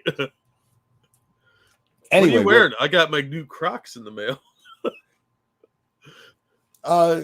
It's Melissa Chen. She wrote this. It's a pro tip. If your girlfriend demands you take her out on Valentine's Day for a meal and insists that it has to be on the very day itself, don't marry her. She's not wife material. Giant red flag. Da, da, da. I saw your response to this, Jack. I know. There are much bigger red flags to worry about than your girlfriend wanting to be treated on that day, because that's what's instilled in people. If possible, if that's what she wants, it shouldn't hurt you to do it, Don't be like, nah, fuck you. I'm gonna do it tomorrow because you want it today. Don't try to tape this shit. All that really shows, Jack, is immaturity. And it does come from what we're fed by the media, right? That's why so many women these days think you have to have a big wedding. And hashtag not just women, but this is where we're going to have our disagreement. But continue. It's an immaturity that you can get past. That should not be a deal breaker to the point like, no, can't be with you. And I say this based on experience. Now, my wife never did quite that, but when we were younger, there were things that she wanted done, and there's things I wanted done. That as you get older, you realize, it's not that important. It's not that important. I don't think that that's the kind of deal breaker that like running into somebody with green hair is. That's a far bigger red flag to me. Any of the things where we point at somebody and go, okay, let's count the warning signs, are a far bigger issue to me than a woman wanting to be treated special on what is supposed to be a special day. Okay, disagree. Real quick, thank you, Travis Gardner. So taking your picture takes a part of your soul, switches camera to bracketing. Yes, it's like Pokemon. You gotta collect them all. Let's take pictures of everyone. It would explain the Biden family. They've been photographed a lot. Yeah, Dangerous said explains Washington too. Oh yeah, there you go. See, I slightly disagree with you. I don't think it's just immaturity. I think it's also passive aggressive. So well, it depends on how they do it. It raises a red flag for me because if they're that insistent on one event like that, they're going to do it on others too. It could be immaturity, so you have to ferret it out, but it does raise a red flag for me. Is it a total deal breaker? Probably not. But the passive aggressive controlling nature of that is very because I've been with a lot of these type of women on dates, and they insist on having. It's always like one little thing they have to have control of just to prove that they've got power over you. No, we're going out on February 14th, or you don't love me. I mean, I'm kind of with them though. I mean, to me, you ever have a celebration where, oh, we're celebrating Christmas today, but it doesn't quite feel like Christmas because it's not Christmas Day. No, I don't have that problem. I usually work on Christmas, so yeah, and it always sucked. No, it's great. I get time and a half. Everybody's gone. It's fucking awesome. I don't think you can necessarily say it's passive aggressive because I think that depends. Like if she just comes out and say, "Hey, I want it on this day," and you say no, and that's the end of it. That's not passive aggressive. Would be then for like the next week her being a twat without just telling you that's why she's mad, right? Maybe, but I think there is a certain controlling element to it. Like, no, we have to do it on this day at this time, and you're going to bring me roses. I think that's more along the lines of what Melissa was talking about. It's not necessarily a deal breaker; it's just a red flag. And would I marry somebody like that? I don't know. She specifically says, "Don't marry her." Yeah, well, I mean, there's lots of people I won't marry for petty reasons. I talked to my girl about Valentine's dinner. I'm cooking her a nice meal, mostly because the crowds are going to be monstrous. Well, I think in that issue, I mean, if she's like, you have to take me out. I can see why that would be a problem. Again, I don't think it's a deal breaker, though. I don't know. It just strikes me as, like Chip said, it's being spoiled and it's very controlling to me. So, yeah, I think for me, it would be a problem, mostly just because I don't put that much value in a lot of the holiday stuff. It should be Valentine's Day when you do something special. Well, it's a made-up bullshit holiday anyway. When we did, I mean, you say you don't put much thought into the holiday. For most of them, I don't either. But for my significant other, if they put a lot of emphasis on it, then I would try to make that the special day. Yeah, but that's more compromise and not her insistence that you do it. No, we are going to do this, or you don't love me. I do think there's a cutoff to that. If she's 40 and doing that shit, yeah, run. Yeah. Well, I think if you're past 25, well, and these days probably 30, then yeah, you're too old for that shit, and you should understand, that going out on that day is not that big of a deal. Frankly, I would rather make dinner for Lady Monkey myself. One, I'm a better cook than most places I go, Jack. I like to eat out just because that way we don't have to cook, but yeah, I'm a good cook. And I know what she likes, and I could make her a dinner catered to her, Yeah. But if she was like, I would rather go out, I'd be all right, let's go out then. Well, and at home, it's socially acceptable to knock all the food off the table and then hump on the table. True. Restaurants, for some reason, frown on this activity. This is. Go ahead. Speaking of which, Emily Willis is in the hospital for an overdose. Who's Emily Willis? She's a porn star. Oh. So thoughts and prayers to her. I hope she's well, but a porn star ODing is like a day ending in Y, isn't it? Yeah, but it's always sad because these people have really screwed up lives, and I hope she gets clean and gets the help she needs. Please understand, I'm not in any way cheering it on or anything. I sincerely hope she survives and that she gets the help she needs with her chemical issue. But man, it's amazing how much that happens. Oh, this is a long one, so I gotta do it up over here. But Jack, I'm gonna switch topics. You mentioned humping on the food table, and it made me think of Deadpool, because in the original one they do that at Thanksgiving. Yeah. A proper Thanksgiving. He was just thanking her for giving. For Kane, thank you again. Everyone knows that Valentine's Day is just a day invented by candy and greeting card companies. That being so, if she's being financially responsible, because women can't be quite financially responsible when it is their money, go ahead. Look, I don't think it's that big of a deal to try to make that happen if that's what she wants. I think that's part of the compromises you make, and that's an easy one to make most of the time. Look, if you guys are flat fucking broke, you can't even get milk for the baby, and she's like, "You're gonna take me out." Yeah, you should probably leave that bitch.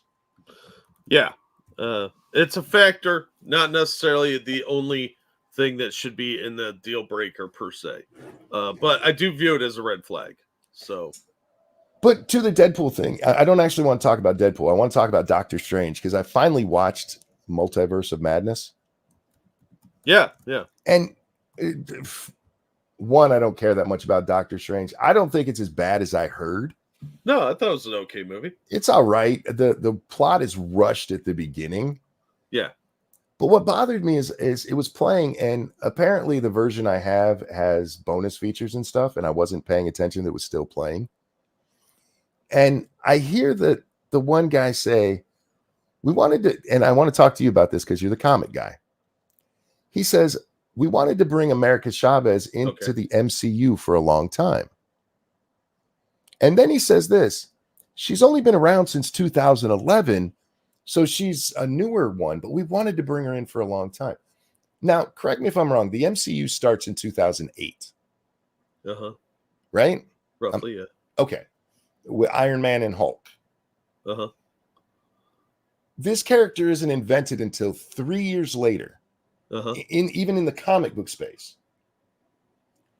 But they wanted her in there a long time, just a decade later, when there are so many other interesting characters that they could. She's not even an interesting character in that movie. No, and they made her a lot more interesting than she is in the comics. Like, the big thing in the comics, especially when Gabby Rivera was writing her, is lesbian, with lesbian moms. Yeah. I didn't hate the actress. She did good with the role she had. Yeah, I thought she did fine. But she was mostly meaningless to the plot. I mean, it could have been anything. Yeah, she was a MacGuffin. There's other characters that can hop dimensions, so it's just sort of she was kind of generic in there. So the only reason to bring her in is to have a young Latino girl in it. And I thought about this, and then today I see somebody ask Elon Musk if he would buy Disney. And he did that little emoji, which would, frankly, and I mean this quite sincerely, it would be a much better deal for him to buy Disney than it was to buy Twitter. Oh yeah. Way more things to work with there. If you knew what the fuck you were doing, you could make a shit ton of money with Disney. Oh yeah. And they make a lot of money, but you could make just ridiculous. You can make Tesla money with Disney. There's no reason Disney should be in any financial problems. They can be making money hand over fist if they would actually pay attention to what their audience wants. It just really, when I heard them say that, and they're talking about how great this movie is, and I just watched it, Jack, so I know they're full of shit. Yeah. Again, it wasn't horrible. Just a Marvel movie with a really bad opening. It was better than most of them that came out around that time, and that's what made it, I think, more favorable in a lot of people's eyes. Imagine if Disney just stopped with this nonsensical identity woke shit. Yep. The amount of money they could be making. I mean, they come to announce the new Star Wars and they bring Daisy Ridley back out. Yeah. Yeah. And the claps when there's like 4 people who clap for her. Can you imagine? Go back to before The Force Awakens. They're getting ready to announce it, and they're up on stage at some event, and they say, and in this movie, Harrison Ford and Han Solo walks out on the stage. That place would have lost their fucking mind. Yep. He wasn't even the main character. He's a side character in that. Mm-hmm. Luke is the main character. And in the sequels, you have Daisy Rey is her name in there, being the main character, and nobody cares because they made her a bad character. It's not, she's a woman. It's the way they wrote her. Oh, was it please clap moment? Very close. There is a little bit of clapping when she comes out, but not what it should be for a major Star Wars announcement. No, they have to let this shit go and focus on something else. Stop recycling failed ideas. It's bludgeoning us over the head with another one is not going to make it more popular. No. They're just going to lose more money. And this is why Disney keeps failing. They always double down on bad ideas because they like the idea, not because it's successful. They could have made Rey a good character. Absolutely. And instead, because she's a woman, she had to be what they call now a girl boss, Jack. Oh, yeah. She couldn't fail at anything. She had to be just this. The reason Luke is a interesting character is because he does fail. Yeah. Yeah. And he struggles. There's no sense of struggle until the third movie of Rey's arc. There's no sense of defeat or loss. It's just, girl boss is bestest ever. And somebody's always, it's just, she starts out as the best and ends as the best. There's no failure in between. There's no hills and valleys. No, there's none of that. There's no sense of hero's journey. It's just, she's the best as ever, isn't she? Because she's girl boss, girl power. No, that's not successful in any regard. Even Laura Croft in the Tomb Raider movies with Angelina Jolie gets her ass kicked a couple times. She's not just the bestest ever. She actually has to fight for it. So you can't make a successful movie, a memorable one like the beloved original trilogy, without struggle and failure. It doesn't work. There are very few movies that could ever pull that off. And even those, I would argue, don't last that long. They're big in the moment and then disappear. They're big for a short period and then they flame out and are forgotten. Star Wars does not become the mainstay it is if it starts with those sequels. Yeah. Honestly, Disney's best bet is to ignore the new trilogy and go with alternate stories. They were doing pretty good with The Mandalorian, and then they're like, oh, there's some man, we got to write him out. I'm sorry, Officer Buck. I did see it. I just got distracted. Thank you so much, Officer Buck. I would spend all day outside of the memory store. So much free prawn. Yeah. Although it does, the memory store talking about that's in the multiverse of madness. I don't think you get to pick which memory you see. So, I mean, unless all day, every day is porn with you, I'm not sure that you'd see what you want. It seemed like it would just bring it. Both of the memories we see are kind of sad, aren't they? Yeah, it was kind of a downer. Because the one is America killing her parents, and one of them is a real parent. The other's married to her stepmom and her mom. And then the other one is Doctor Strange losing the big-headed chick, right? Yeah. Isn't it Rachel McAdams breaking up with him or something like that? Oh, yeah. Yeah. So I have to correct you because it's not a stepmom. They're two moms. They literally can have babies together. But they can't. Well, not in our reality, but that's how they explained it in the comics. Is they could actually form a baby somehow with scissoring. But they can't. I know, dude. The girl that wrote it was a fucking crackpot dum-dum. So no, two of them can totally make a baby. Yeah, maybe they lay eggs or something. I don't know. Let me grab a couple here. Thank you, Evolved Potato. With Disney losing money on basically everything with the parks keeping them afloat, true, even those are failing, by the way. But now their main park is going to start hemorrhaging money because they actually needing to obey laws in Florida, right? Elon could buy Disney for an all-time low price. He could probably buy if Disney does fracture, there's talk of this, that they're going to split off into 5 different companies. Mm-hmm. He could probably buy up a couple of them and make a lot of money. I didn't bring up Disney just because of that. I was planning to bring it up anyway, Jack, and this is a good time. Speaking of them losing money, hang on, you got another thing there. I'll grab it in just a second. There was big news that broke today from an old, I don't want to say friend because we don't talk to her, but an old friend of Disney, Gina Carano, and it involves Elon Musk as well. But before we get there, thank you, Officer Buck. Anything can be born if you have a twisted enough mind. Also, why is the memories not in first person? Because nobody wants to watch it in first person. Yeah, it would be kind of jarring, I think. One of the only movies I've seen be able to pull that off correctly was Hardcore Henry. If you haven't seen that, I highly recommend it. It was a fun film. Okay, so Gina Carano today announced that she's filing a lawsuit against Lucasfilm and Disney for unlawful firing. And she's doing it as part of Elon Musk. Elon Musk, a couple months ago, said that if you were fired for what you said on Twitter, get a hold of them and they'll help you out legally. Yeah. And Gina Carano took him up on that. Yep. Publicly. She told him on Twitter that she got fired for that. And he said, hit me up. And then it was like radio silence for a long time.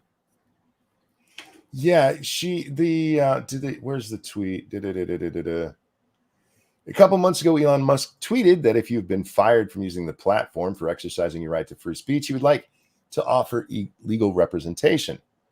Quite the noble offer, but never in my wildest dreams would I have still thought anyone would take on my case against Lucasfilm. But in the background, she was speaking with Musk's lawyers who were like, yeah, we're going to fucking sue these guys. Yeah. I don't know how this case is going to come out. I don't know what the Florida specific laws are, and you can fire people for any reason. But she's not just suing them for firing. She's suing them for defamation as well, for calling her. What was it that they called her exactly? She has it in this tweet. Did they call her a bigot or something? I believe so. It was like a more implied that she's a bigot. After my 20 years of building a career from scratch and during the regime of former Disney CEO Bob Chapek, yep. Lucasfilms made this statement on Twitter terminating me from The Mandalorian. Gina Carano is not currently employed by Lucasfilms, and there are no plans for her to be in the future. Nevertheless, her social media posts denigrating people based on their culture and religious identities are abhorrent and unacceptable. That's the part that's probably going to get them in trouble. Yeah. Them firing her is actually not the big deal there. The big deal is saying that she's denigrating people. Yeah. Which you're allowed your opinion, but that opinion has to actually be based in something. Yeah, they made that sound like a fact. Let me grab a couple things here because I'm backing up here. Thank you, Furcane. I almost wanted Disney to do sort of Indiana Jones and do a Laura Croft. I know Disney would have messed it up, but how cool would it have been? They easily could have made a lot more Indiana Jones stuff, like the Young Indiana Jones Chronicles or something like that with a different actor. But they've really fucked up Indiana Jones. It's really sad what they've done to him. Thank you, Travis Gardner. Dirty trick idea. Trump have the DOJ go after Disney with antitrust laws, force them to break up. I don't know if that would work, but Disney's probably going to fall apart on their own because they owe so much money and are really struggling financially because of all these giant turd failures they've had. Yeah, Disney overpaid probably for Lucas and Marvel. And Fox. Don't forget Fox. They could have made it up. They would have, if they did the right things with Star Wars, they would have made all their money back. The problem is that they dropped the ball on the follow through. Yes, they overpaid for it, but you can overpay for things and they can still become profitable. Just not if you're Disney. How the fuck do you destroy a company when you own Marvel, the Disney properties, and Star Wars? I don't know. They own so much IP. They should be doing nothing but making money. They should, yeah. It's really pathetic how badly they are at making decent properties and marketing them. Yeah, so I mean, they bring all this shit on themselves, like this stuff with Gina.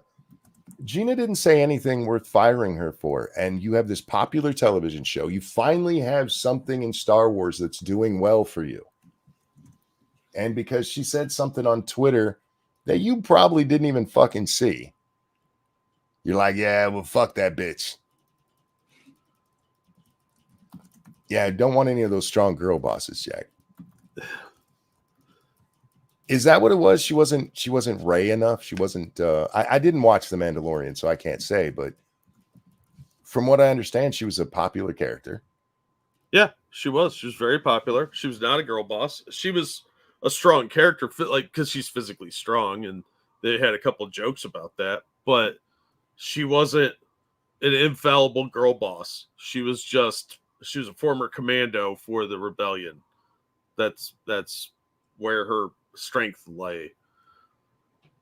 So I don't know. This is fucking dumb. Disney's stupid. They fired a popular character and it kind of blew up in their face a little bit. And then they doubled down on the stupid character that they made into a Mary Sue. They're not smart people running things.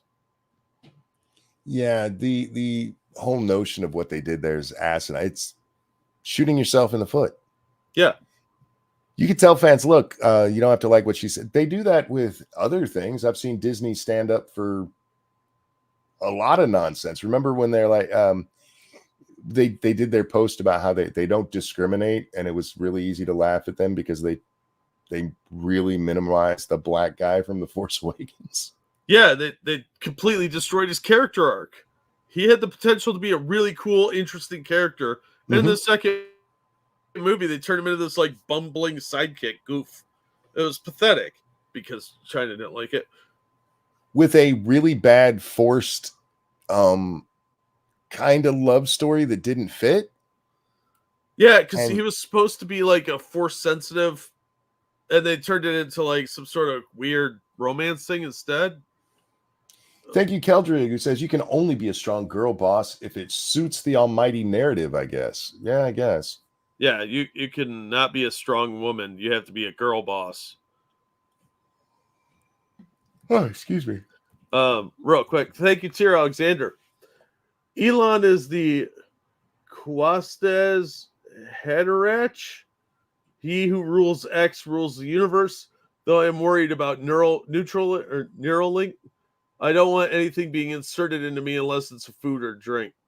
I'm with you on that. I don't trust cybernetics. I remember playing Cyberpunk back in the 80s and 90s. And in the role-playing game, there's a thing called cyber psychosis.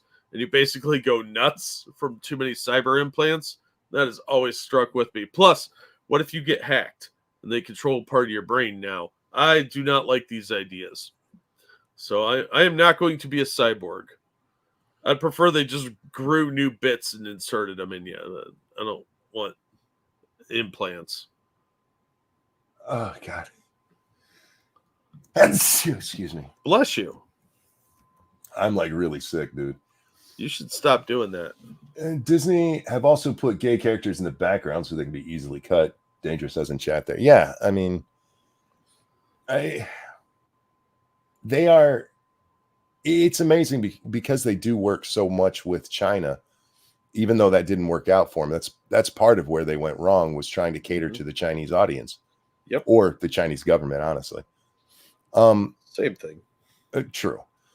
But they have to cut out so much stuff that they want to get pat on the back for here in the States. Yeah. Without being like, yeah, we cut out the gay people. They never announce that shit out loud. They don't put a thing at the beginning of a Marvel movie saying, hey, we cut the gay character out of this because it wasn't popular in China. They just minimize the black guy so he's real tiny on the poster. Yeah, but if you watch old Disney cartoons, you'll get a little pop-up going, oh, by the way, back in the day, there was some racist stuff. And half the time, it's not even racist stuff they're talking about. It's racist by modern sensibilities. Like the crows in Dumbo. Yeah. Then they just vault it and pretend it never existed. Yeah. Like Song of the South, which is really not that offensive. Zippity doo da, zippity yay. I love that song. I used to sing it all the time. It's how I entertain myself. Anyway, fuck Jack. Oh, I need a nap. What was I going to talk about next? I had something. Bofa? No. I don't remember. Damn it. Well, let's see what you brought. Oh, I do remember. All right. We need to talk about this one because it's stupid. Netflix has a new Alexander show based on Alexander the Great. And there's some people on the right who are mad that the show shows Alexander as a homosexual.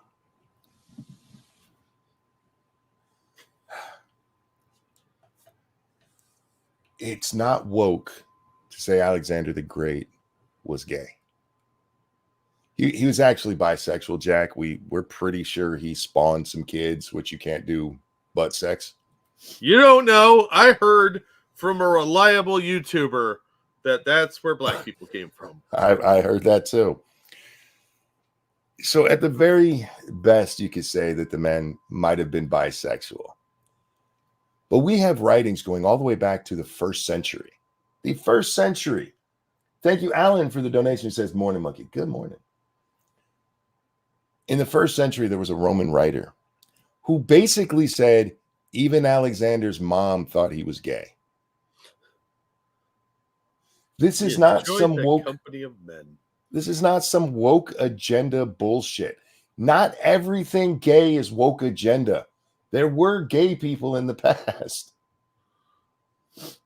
Half Greek, half Macedonian, whatever. 100% gay. Look, you don't have to go over the top with it. And if you want to say that, because I saw just a screenshot and that's a deeper kiss than I ever need to see two men make. Yeah. They don't need to show that shit on screen. It's boring. But the notion, oh my God, they're just making him gay because they're trying to gay up everything.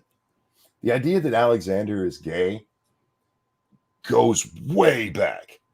Literally the first century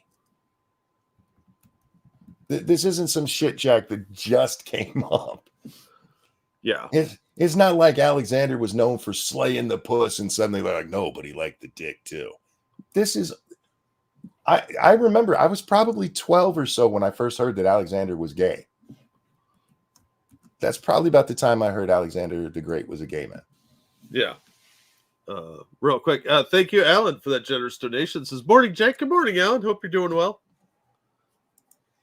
Alexander's own mom tried to get him to bang prostitutes because she was worried she wouldn't get an heir. That's how gay she thought he would. Come on, at least fuck the prostitute. She'll do it with anybody. Point being, not everything is woke. It's okay to be like, you know what? Maybe Alexander was gay. And maybe concentrate more on how it's presented than the fact that it is presented. But these people are acting as like there's no evidence whatsoever. Yeah, except for 2,000 years ago, they were calling him gay. but it's probably because of modern sensibilities. Yeah, what they'll do is they'll play up that angle and they'll leave out the bisexual part. Yeah. And just make him straight up a flaming homosexual that's a walking stereotype. I gotta be honest. I would watch an Alexander the Great film where Mike Harlow is Alexander. Well, he'd do it way more masculine than a lot of the guys that are in the movie, probably. Thank you, Evolved Potato. To be fair, if we go by ancient Greek standards, he was only gay if he was the bottom. I mean, that's fair too. If you want to, he had sex with men. We're almost positive. When the one dude, his one friend died, he had to be pulled away from his casket because he was laying on his grave for a full fucking day and night crying. You don't just do that because, you know, your brother in arms died. That's pretty gay. It's kind of gay, yeah. That's what women do. They throw themselves on. You've seen that shit, right? Oh, yeah. Yeah. They got to be peeled away from. Yeah. Anyway. Well, wait till they find out about Frederick Wilhelm von Steuben. Who is that? He's a Prussian military officer who was a boy lover. Oh, was he almost Nazi-ish? No, he was one of the gayers. So were quite a few of the bravery and his gayness. So were a lot of the Nazi leaders. No, well, yeah, but he was Revolutionary War, not World War II. For Kane, thank you. I feel like a lot of people from Greece were more openly okay with being gay, especially when you look at the stuff that they were doing back then in Greece. There's a reason we call it going Greek, guys. They were very fond of the human form, specifically a male human form. I'm be honest with you. I don't care if Alexander was gay, other than whether or not it's historically accurate. Yeah, he murdered a lot of people, so I think it's probably not the best argument to be like, no, his gayness is super important. What about all the conquest stuff he did? Yeah, Travis Gardner. Relevant. Travis Gardner, thank you. He's not gay. He just fucked, man. There you go. Hey, by today's standard, that's not gay. Remember, it's not gay if you cuddle with your friends. By the way, it's 100% gay if you're cuddling with your male friends, guys. Yeah, it's pretty fucking gay. You might as well lick their balls. If you're doing that, you're definitely gay. All right. Anyway, that just my side rant there, because not everything has to be a woke fight. Alexander was probably gay, and that's all right. Anyway, Jack, the story you brought. New York City College professor who held machete to a reporter's throat fired from new teaching gig over anti-Israel remarks. The hits keep rolling in with her. There's a lot going on in that sentence. Isn't there? We talked about her the first time when she held that machete to someone's throat, but we didn't really follow her career path after that. A New York City college professor who went viral for holding a machete to the throat of a New York Post reporter has been sacked from her new teaching position. Down in the bottom, Jack Posobiec is talking, and I just have to stop for a second. I never paid attention to him before. I've read things that he's written, but tonight I actually listened to him talk, and I will never do that again. He sounds like a Texas Canadian. It's really weird. It's nothing against the guy. I can't listen to it. My brain just kept rejecting it. Giddy up, eh? It was weird. He just pronounces stuff funky, and every so often he gets an accent out of nowhere. I'm like, oh, stop that, please. Like, you ever been talking to a Canadian and you don't know they're Canadian, and then out of nowhere there's a boot, and you're like, fuck, I've been tricked. Yeah. The Southern Canadians along the border, that they can trick you fairly easily until they screw up and call you a hoser or a boot or Luke instead of like. You just feel lied to. And that's how I felt watching him. That's nothing personal against the guy. Just fix that accent thing or stop talking. Anyway, New York college professor who went viral for holding machete to the throat has been sacked from her new teaching position at Cooper Union due to, what is Cooper Union? Is that a high school? Yeah, it's okay. College, I think. It's a college? Okay. Yeah, college professor. anti-Israel statements on social media. Shelny Rodriguez, 47, announced her termination with an email to students obtained by the New York Post just after the start of the new semester. Cooper Union has fired me because of a social media post I made about Zionists, said Rodriguez. That reminds me of something else I want to bring up real quick, Jack. Let me get that open so I remember. Cooper Union's an art school. Art school. Gotcha. Thank you. Thank you, Assassin. This is fascism, she wrote. Y'all are learning about it in real time. Well, what did you say? Rodriguez doubled down on the claim that she was let go for making public comments about Zionists in an Instagram post. Cooper Union faculty page no longer lists her as an adjunct professor. The university's Jewish community was relieved to hear. What did she say, though? Jeffrey Lax, a cunny. I really wish CUNY would change their initials. Nope. Let them keep it. If they want to be slang for vagina, they can be. Screw them. Every time I see it, all I think is cunt. Cunny. You know? Yeah. Cunny, yeah.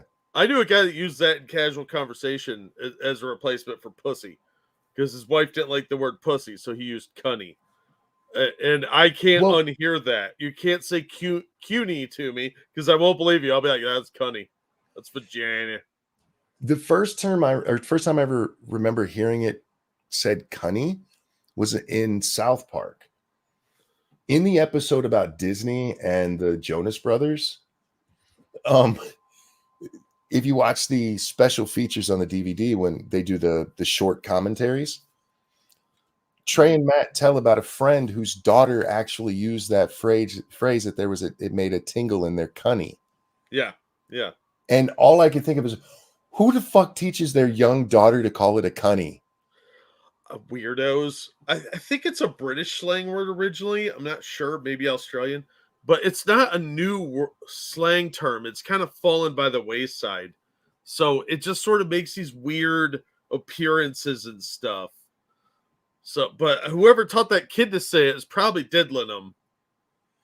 Anyway, where are we? Cunny Law professor and co-founder of the Student and Faculty for Equity at Cunny, which is a group that advocates for Jewish student discrimination.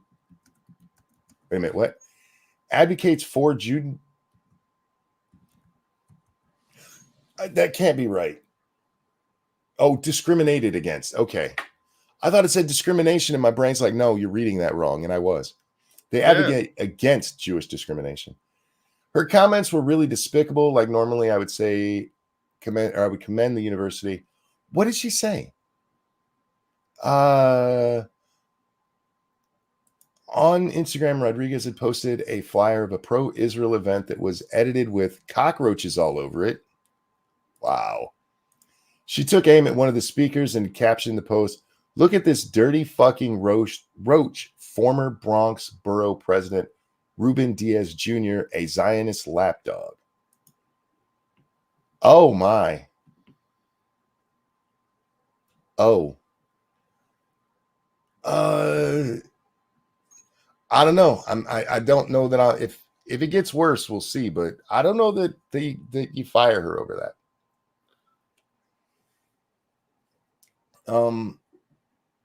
They're probably afraid that she'd come back with a machete. Yeah, I'd fire her for that part. I wouldn't have hired her for that. She got fired from the university for that. And this is a different university that hired her. The snobby art school hired her after she got fired for the machete incident. There's a Palestinian group that's standing up for her. But yeah, apparently that's the worst that she said. And it's despicable. She's done this a couple of times and taken them down. But yes, I get it. It's a bad look, and they're probably worried about their donors considering what happened with Harvard. Yeah. So that's probably why they really fired her. But fuck this bitch. She's crazy. Yeah. In my unofficial capacity as a evaluator of stupid. Compared to holding a machete to a man's neck, this is nothing. True. They hired her after she did that. What, especially with that background. Yep. You know what I mean? For them to then turn around and be like, "Oh my God, how dare you?" Speaking of how dare you. How dare you? there's lots of stuff because I had stuff for yesterday too, Mhm. and that's what I really want to look at is Glenn Greenwald, because he got really happy about some free speech, and it annoyed me. You guys know I'm a free speech guy. I really am, and that includes when you say really stupid shit. But there was a judge has ruled that academic David Miller was discriminated against at Bristol University due to his anti-Zionist views. I don't think that you shouldn't be allowed to be fired for saying things, Jack. Actions have consequences, including that. But he says that this is a key victory for free speech and academic freedom. The professor, David Miller, was fired solely for his criticism of Israel. His firing, needless to say, was celebrated by many on the right who pretend to support free speech because Israel is their real priority. Yeah, nice hit at the Jews there, Glenn. He can't help himself. He really can't. This was not a win for free speech. Nope. All they decided is it's okay to be against Jews, which it's fine, Jack. I agree. If you want to go out there and say stupid shit about Jewish people, I support your right to say it. I'll call you out and make fun of you for it, but I support your right to say it. However, if he'd been fired for saying, I don't know, men cannot become women, this English court would not have overturned this. They'd be like, oh, no, not allowed to say that. That's discriminatory. These wins where they're giving people back their stuff for being, Jew haters, I would be on board with it. Not because of Jew hating, Jack, but because free speech. I believe in it strongly. But that's not what we're seeing here. We're actually seeing more of the death of free speech because you can go ahead and make fun of the Jews now. That's fine. You can say what you want about the Jews. Don't do it about Muslims, though. Don't do it about gay people or trans people or women. You can't claim it's a fucking victory for free speech when all they did is be like, yeah, you can make fun of Jews now. That's not free speech. That's an exception. That actually proves the rule that there is no free speech. They had to make an exception for it. How do we know this? Because in Britain, you're allowed to be fired for saying a man can't become a woman. You might even be arrested for it. It's been upheld in their courts. So suck my whole dick. Don't sit there and pat yourself on the back for free speech when what you're actually doing is just supporting more of the same bullshit. But hey, at least there's one group we can make fun of. Or I don't know what the dude said. So I'm being nice in saying that he was just making fun of Jews. He might have been one of those, I think Jews deserve to die kind of people. I don't know him, so I can't say. So I'm trying to be as nice as possible about it. Speaking of nice as possible, Hassan Abi, it was just announced yesterday, King Charles has cancer. Oh, yeah, I saw that. He went in for a screening for his prostate, and they found a different cancer, but they didn't tell us what kind. I still think it's prostate cancer. And our old friend Hassan Abi said, just posting this for no reason. And it's pictures of Charles where his fingers are fat and his feet are fat. Have you seen Hassan's hands? His hands are pretty fat. The man, they just announced he had cancer. He's probably going to die. Yeah. A lot of medication will make your hands swell up. So. What kind of shit? I knew Hassan was a shitbag, but god damn. Yeah, he's a self-righteous piece of shit who is... well, he's a rich communist. What do you expect? He's a hypocrite. He lives in a land of hypocrisy and stupid. I just want to show this one real fast, cover it real quick. We'll get back to the ones you did, Jack, but there's a couple more I wanted to make sure I get. A high school sports broadcaster is awarded $25 million, Jack, after a newspaper wrongfully identified him as somebody who was using racial slurs. An Oklahoma man was awarded $25 million in damages after a jury concluded that the state's largest newspaper intentionally harmed him when it wrongfully identified him as the high school sports announcer who hurled racist remarks at players. So what happens is these female basketball players come out and take a knee. And one of the two announcers actually drops an N-bomb on air about what do these N-words think they're doing out here. Oh, wow. That's a fired offense right there. This is what he says. They're kneeling, effing N-words. I hope Norman gets their ass kicked. Fuck them. Hope they lose. They're going to kneel like that. It's going to turn out that guy was black, isn't it? No, he was white. Oh. But when it was originally reported, there's no name in who did it. And then the story is updated to include the wrong guy. They pinned it on the wrong dude that was announcing, and then they finally fix it. I think 2 hours later, maybe an hour and a half later. I forget exactly how long. They finally named the right guy, but by this time, this other guy has already been labeled a racist. He's already been, just destroyed by it. His private business supposedly lost a lot of clients. People were calling him racist and stuff. Now, I have no problem with him winning for this because I'm sorry, I'm tired of the press. Just, we made a mistake. That's not a mistake you make. No, that's like the weaponized smirking nonsense. They're just labeling people they don't like because of something they didn't like they did. They don't report on the facts. They try and do this life ruination shit. But Michelle Obama may have notified people on her White House ambition. I plan to run. I still don't see Michelle Obama running. But anyway, my problem with this is $25 million for this. Now, the newspaper came out and said, and I'm not making this up, by doing this, you're just going to hurt a whole bunch of small reporters. They did it. Yeah, that was your doing. That is a dumbass defense. I just don't think being labeled a racist for 2 hours is worth $25 million. I could see 5, Jack. Yeah, if it had been a more nationwide or worldwide scandal, maybe, but I think 5 is an acceptable amount.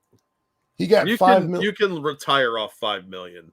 He got $5 million in actual damages and another 20 in punitive. If this was like CNN, I really probably would be a little bit more like, yeah, they can deal with it. This is part of our problem. It's like E. Jean Carroll getting $83 million. Yeah, that's ridiculous. That bitch did not suffer $83 million worth of negativity. We have a problem in this country with just awarding way too much money. Yeah. I would be fine with 5 million. I think that's perfectly acceptable. But 25 seems egregious. I kind of like the way that Virginia does it, right? Where we saw this in the it was Virginia, right, with the Amber Heard trial, where excuse me, Johnny Depp was technically awarded a lot more money by the jury, but state law limits the punitive damages at what, like 500,000 or something like that. Yeah, something. So you get the actual damages, and then for the punitive part of it, you get. I mean, it's almost $1 million. It's still a lot of money. I think it was 750,000. You could even bump that up, make it $2 or $3 million, but 25 million. Fuck right off with that. Maybe they were factoring in Biden inflation. Perhaps. There was one more I know I wanted to cover. Well, while you're looking that up, thank you, Keldrick. Obviously, Michelle Obama won't run. If she does that, she'll scare off all the white women that support her when they see her coming. When they see her dong flapping side to side. It is amazing how many times that woman's moving around. It looks like there's a dong in her pants. Yeah. Okay, I don't think we talked about it a lot. Tucker Carlson, he's going to talk to Putin. Yeah. CNN has some shit to say about that. Oh yeah, did you see Bill Kristol had a lot to say about that too? I didn't. I saw Bill Kristol the other day. I didn't see anything new, but this is I believe from yesterday. So by the way, the Chiron says Zelensky weighs a massive shakeup beyond firing top military commanders as the Ukrainian president seeks a reset. I thought things were going good. What happened to their awesome pushback? They just didn't arrest enough journalists, I guess. Gotcha. Prison. But anyway, this attractive woman on CNN who doesn't have a brain has this to say. A massive shakeup in Kyiv coming as Putin is trying to court the MAGA GOP in the United States. In fact, one of the leaders of the MAGA GOP is in Moscow tonight. Tucker Carlson is one of the leaders of the MAGA Republicans, Jack. That's news to the MAGA Republicans, I think. Wasn't it just like 2 months ago that the press was telling us Tucker Carlson hates Donald Trump? We have his emails that prove it. Yeah, well, that's a real thing that happened, right? I'm not misremembering things. No, but that the narrative has changed, Monkey, based on new facts they just made up. It's the man you see here with the MAGA leader, Donald Trump, Tucker Carlson, possibly there in Moscow to interview Putin. Definitely there to interview Putin. He's already told us that there is an interview coming. There as a Putin supporting celebrity. Just listen to how Russian state media is breathlessly celebrating his visit. I don't care about the rest of this. If you guys are interested, I'll throw the link into chat so you guys can watch the rest of the video. Is it the same breathless way they were celebrating when Barbara Walters went over and interviewed Putin? Well, Jack, that's a good point, but there's a better one. Uh-oh. There's a much better one. Dun, dun, dun, dun. Osama bin Laden declares jihad in 1997. CNN interview. What? CNN's a supporter of Al Qaeda? I'm not surprised. Peter Arnett went overseas to meet with bin Laden, where bin Laden's like, yeah, I'm going to kill Americans. Apparently CNN works for. Now, I understand CNN's confusion here because the truth is they are lefty shitbags and probably did cheer on the shit that that bin Laden was doing. Sorry, innocent mistake. But we talked about this the other day because we did talk about this a little bit. The news has been doing this shit forever, going over interviewing all kinds of shitbags. There's interviews with El Chapo out there. Yeah. Ahmadinejad. Remember when one of the big news agencies interviewed him? Oh yeah. Many did. He was the one I was talking about the other day. Mm-hmm. Many people had that smarmy piece of shit on there. Well, he had that sweet members only jacket. But suddenly, now that it's Putin and specifically that it's Tucker Carlson, now it's an issue. You know who Riley Gaines is, right? Yes, the swimmer who had to give her trophy to Leah Thomas. She was at an event the other day where they were reading to children. Okay. It was her and Bethany Hamilton. I don't know if you know who Bethany Hamilton is. Only vaguely. Bethany Hamilton is a surfer who got her arm bitten off by a shark. Yeah, I saw the movie. This here is a trans activist showing up at this storytime hour for children with a stuffed shark to mock the chick who got her arm eaten off. Yeah, I think this is jealousy personally, because look at that potato and look at the chick with the surfing injury and tell me which one is more plowable. What kind of a horrible fucking human being do you have to be? She's there to read to kids without her dick hanging out. I guess that's the problem. If she had a dick hanging out, then it'd be okay. Yeah. You have people like, well, why aren't conservatives stepping up to go read to the kids? Well, there you go. They're doing it. Because they have jobs. without pushing any agenda, just going and reading to the kids. And this fucking asshole shows up with a shark to mock this chick who could have died in that incident. But fuck it. Hey. You said bad words about trans people. That kills, don't you know? Not like sharks. Sharks are cuddly and sweet, don't you know? Yeah, it's disgusting and childish behavior. Not to mention their stupid little cape. Yeah. Everything about this says try hard. Mm-hmm. I'd actually be insulted that I got trolled so poorly. Be like, really? That's the best you could do is mock my disability? Fuck off. You're not even trying. You're lazy. You have a lazy cape, lazy outfit. You're fat and slovenly. And the best you could do is bring me a fucking shark? Fuck you. Troll better. At least join the Sweetie Squad and learn how some real amateur trolls do it. You know, we didn't talk about this, you said Sweetie Squad, and it just made me think of it. The other day, a massive swatting ring of one person was caught and sentenced. It's way down in my timeline, so I can't pull it up. But yeah, they've been, according to what they found out, I mean, they were swatting everybody. It wasn't even like a political agenda if you look at the different kind of people they swatted. But they've been arrested and probably going to jail for a long time for terrorism. Whoopsie. Yeah, as they should. Yeah, 100%. Okay. I don't give a shit about your cookie thing. New Jersey migrant gang seeks 6K pen. Really? All right. Yep. Okay. Let's bring it on the screen so they can see it too. New Jersey migrant gang seeks $6,000 per person for smuggling illegal immigrants from Canada. No, into the U.S. from Canada. Yeah. Because Canadians can't just, wander south. A recent report shows that a migrant gang based in New Jersey is paying $6,000 a person to smuggle large amounts of undocumented immigrants into the United States through the Canadian border. According to a report published by the Daily Mail, a well-known people smuggling organization headed by undocumented migrants. Why is there a well-known people smuggling operation ran by undocumented migrants? Because we don't actually deport anyone for any real crime.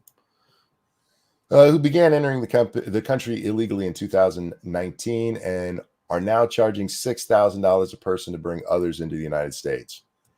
They're doing the jobs Americans won't do, Monkey. After being freed by ICE, a number of the migrants relocated to New Jersey, where they are currently operating the gang. All right. I'm stuck on well-known, Jack. Yes, I am too. I was a little lit up about that one. It would be one thing if they said newly discovered gang. It would also be inaccurate, unfortunately. Well, yeah. I mean, if they could say that honestly. Yeah. You're like, hey, we just uncovered this thing. All right, break it up and get it over. But why is this a group of well-known people? Do you think they just changed their name to NGO and then they get off the hook? Yes. Jesus Christ.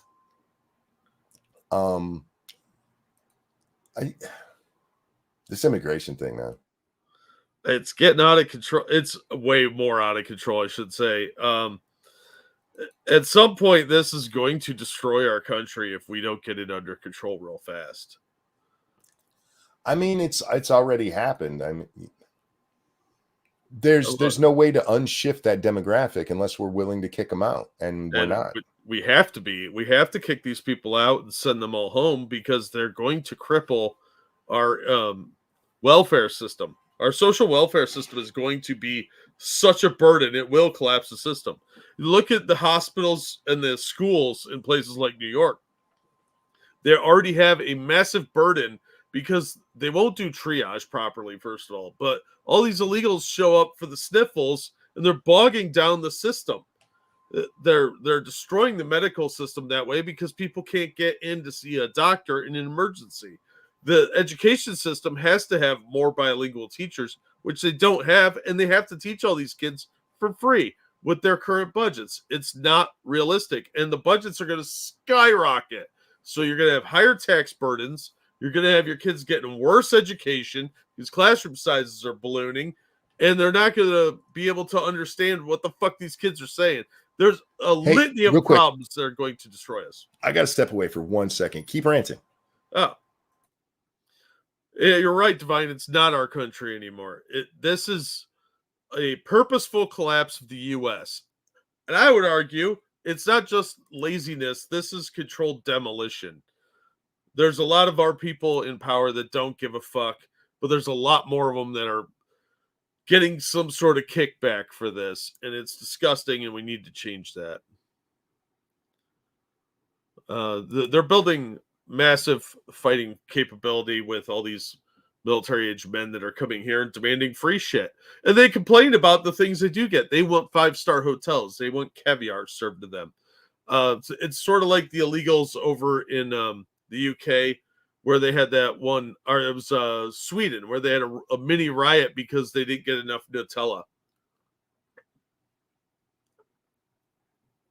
So this is a planned disruption to, I think they're attempting to seize power, and it's going to backfire on them because eventually the illegals are going to just form their own groups, enclaves, and either take over or become separatists. I don't know. But this is fucking disgusting, and it's going to lead to a lot more suffering. And if you think this won't affect you, you're wrong, because wages are going to go way down, especially if you work a low-skill job or some kind of retail or manual labor job. It's definitely going to affect you. As I was standing up, I heard you say with a divine petulance that you agree that it's not our country anymore. And I'm going to disagree. It's still our country. We don't have long to keep it that way, though. And our politicians are certainly doing their best to give it away. But we do still have the power. Stop waiting for fucking term limits and vote these shitbags out. Yeah. People need to start stepping up and doing something, because somebody else is not going to do it for you. Yeah. Okay. 2 women found slain in similar manner near each other in Indianapolis. Police said they have not determined if the 2 homicides are connected. It's just the same modus operandi and low dump site, but it's probably not connected. So sorry. Indianapolis police are investigating the homicides of 2 women who were found slain in a similar manner near each other, just days apart. What? Indianapolis interim police chief Christopher Bailey said they have not determined if the 2 deaths are connected, but there are similarities in the cases. We're here out of an abundance of caution to share information with the community that we can share and ask for information that will help move these investigations forward. The body of the first victim, Shannon Lesray, sounds French, was found on Saturday, January 27th, on the city's far east side. The body of the second, Marianne Weiss, sounds German, was found 5 days later, about 150 yards away. What do you think the odds are that 2 bodies get dumped 150 yards from each other? 90%, totally separate. In a 5-day time span. Nothing to see here. Just move along. Nothing here. Both victims either lived in or had strong connections to the far east side. Both victims were killed in a similar manner. Both were white females in their 50s. Police did not provide... There's a dude out there targeting old ladies? Yeah, there's a lot of perverts, dude. Dude. Yeah, there's a lot of sick people in the world. I don't know what to tell you. It's a strange timeline we live in. Police are working with the forensic folks to identify evidence. We don't know if they're connected to this point, and that's why we're asking for the public's help. If you have any information on these victims or know where they've been in the days before their death, we want to know. If you... Right. They're 50-year-old white ladies. You don't know where they were? Well, if they were homeless or hookers, they won't. Yeah, we gotta. Are they out there killing old hookers now? Like some dude's mom was an old hooker and he hates it, so he's killing old hookers. A cougar hunter.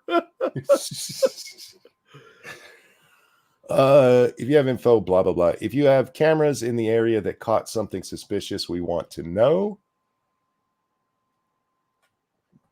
I mean, shouldn't that be something? Shouldn't you be like able to ask? Excuse me. I'm so sorry, guys. I'm crashing fast here, Jack. Everything is starting to run and I'm not having a good moment. But maybe I watch too many police shows. Shouldn't they like canvass neighborhoods and shit? They probably already did that and got nothing. I mean, this is a dump site. This isn't where the killings happened. I'd put money on it. Yeah, I guess.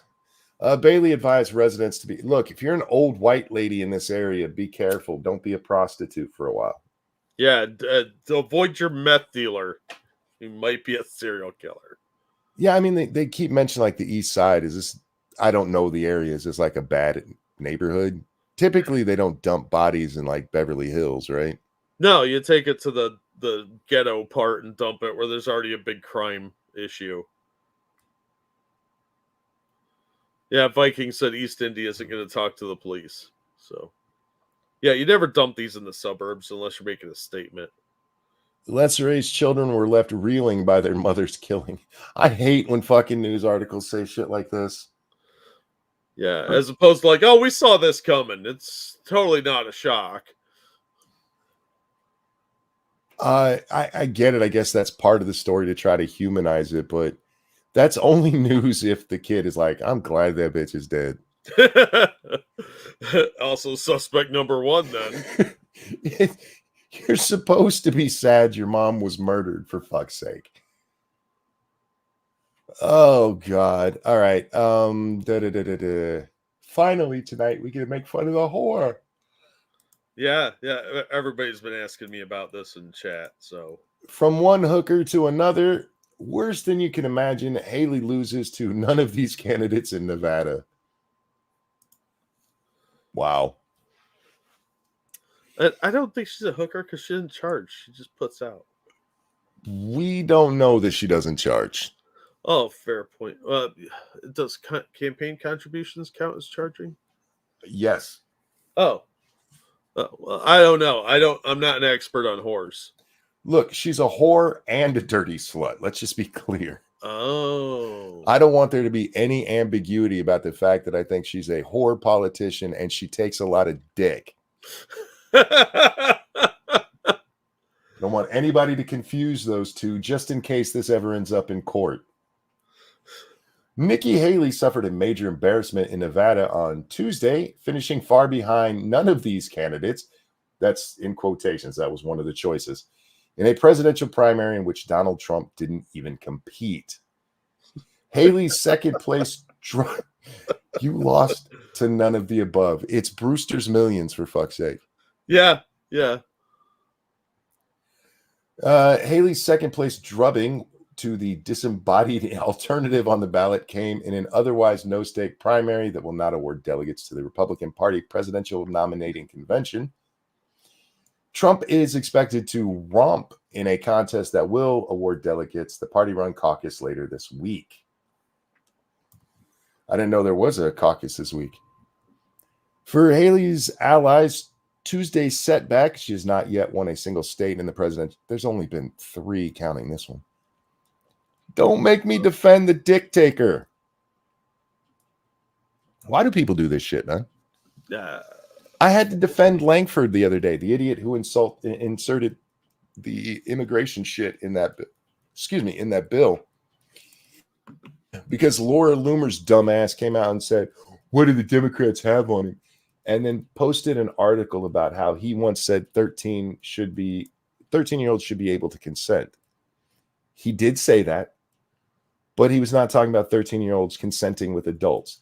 He was talking about a specific case where at that, I forget what the tipper the other day told us it was called, the camp that he worked at where all the kids got pregnant. Yeah, the breeding ground. The breeding ground, thank you. There was a 13-year-old girl who had sex with a 15-year-old boy, And the 13-year-old girl's mother sued the 13-year-old boy's parents because under their state law, you have to be at least 14 to consent to any sex. And he was asked, do you think a 13-year-old could consent to sex with a 15-year-old, was the actual question meaning? And he said yes. And he said he wouldn't. They further asked him, well, if it was your daughter, do you think she could consent? He's like, yeah, I wouldn't encourage her to, but I mean, you're talking about a 13-year-old and a 15-year-old. He wasn't trying to work at a school, folks. Well, this is a Politico article, so they're going to try and rag on any Republican. I'm all for ragging on her, but pointing out that she hasn't won any of the 2 real contests. I mean, Trump supporters. Oh, go ahead. It's the type of pathetic move that Politico would make. It is. Trump supporters will follow the man through the gates of hell, said Chuck Muth, a former Nevada Republican Party executive director and conservative activist and writer. Fuck, that's a lot of things. He's a busy guy. Trump supporters probably would have rather voted for Trump, and he's not on the ballot. So, yeah, they voted for none of the above because Haley's a bad candidate. Yep. Has nothing to do with following through the gates of hell. The same thing would have happened if it was DeSantis was the other candidate and he wasn't on the ballot, and the people preferred DeSantis. This is asinine. It's still really funny, though, that she lost to none of these candidates. No, you're right. But my problem is with the guy, Chuck Muth, a former Nevada Republican, clearly one of our never Trumpers. And I'm tired of those fucking people that follow him anywhere.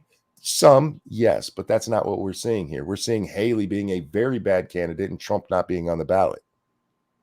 That's what we see. Mm-hmm. And the fact that she lost to none of the above is hilarious. And laugh at her for that all day long. Don't turn it into, oh, it's just Trump's cult. Go fuck yourself.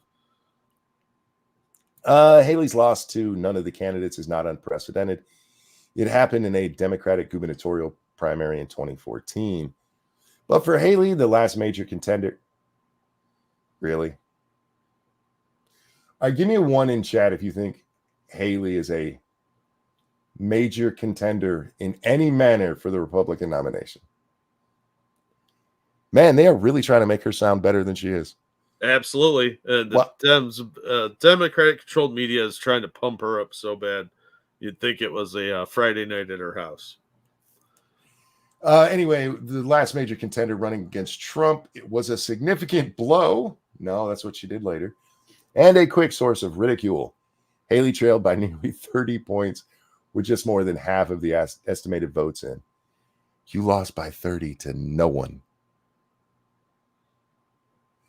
Trump's campaign brass immediately seized on Haley's poor showing in the Silver State, contending that her soldiering in the primary was part of what Chris LaCivita, a top Trump advisor, called Haley's delusional tour.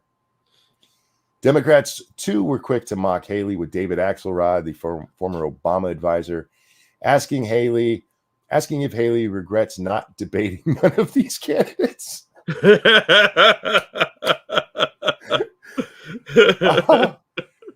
Okay, Axelrod is a douchebag, but that's funny. Haley sought to play up Trump's refusal to debate her. Again, I think Trump should debate her. He would wipe the floor with this chick. It'd be embarrassing how bad she did. Give her what she wants. You know, they say be careful what you ask for. Yeah. I would do it. I'd tell her I'll debate her right after the South Carolina primary. I'll debate you on Wednesday, the next day. The state party prohibited candidates who participated in the state-run primary from also running in the party-run caucus. So Haley's campaign effectively ignored the state and dismissed its process as rigged for Trump. She chose to spend the week campaigning in her home state of South Carolina ahead of its February 24th primary and hopscotching between wealthy California enclaves to raise money and rally ahead of its March 5th Super Tuesday primary. All right, let's be honest. If South Carolina goes bad, who was it? Was it Ted Cruz? Who was it that predicted she'll drop out 18 hours after South Carolina? I think it was Cruz.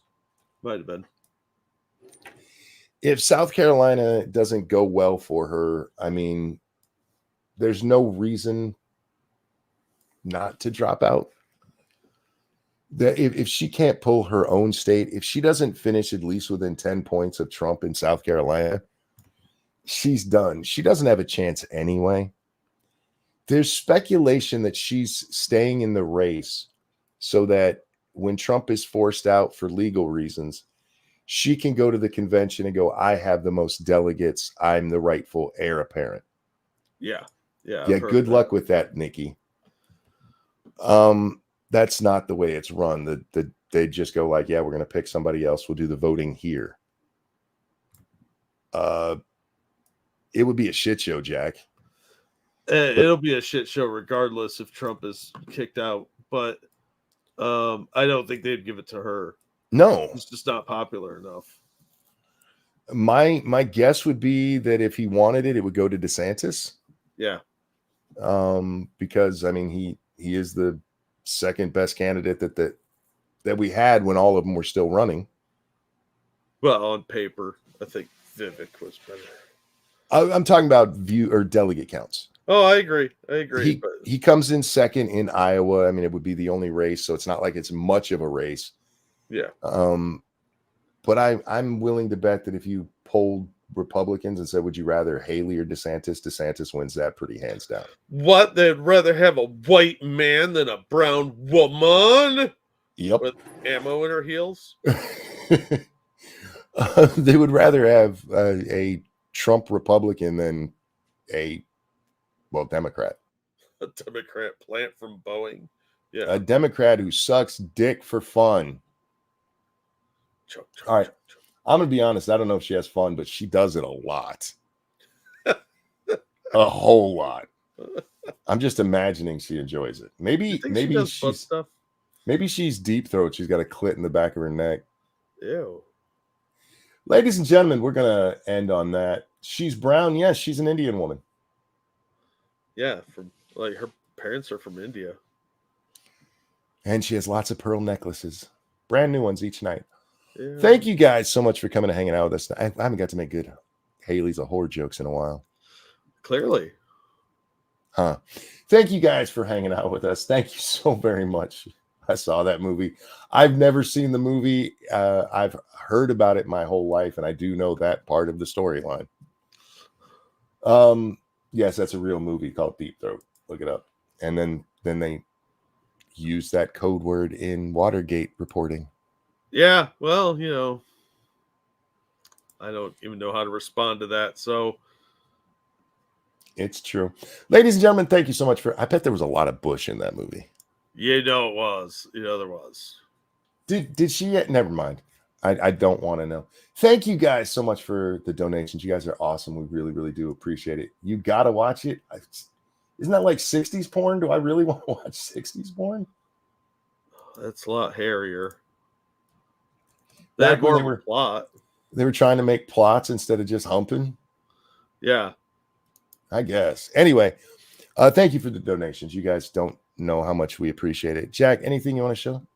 I'll drop some links to some cool stuff. As always, thank you so much for the donations and all the support you guys give us. It helps us get through the day because it's how we pay our bills. Speaking of which, my granddaughter's fundraising season is up again, so we'll be doing that coming up here soon. So if anybody would like to help support Little Butt, there's no pizza party this time.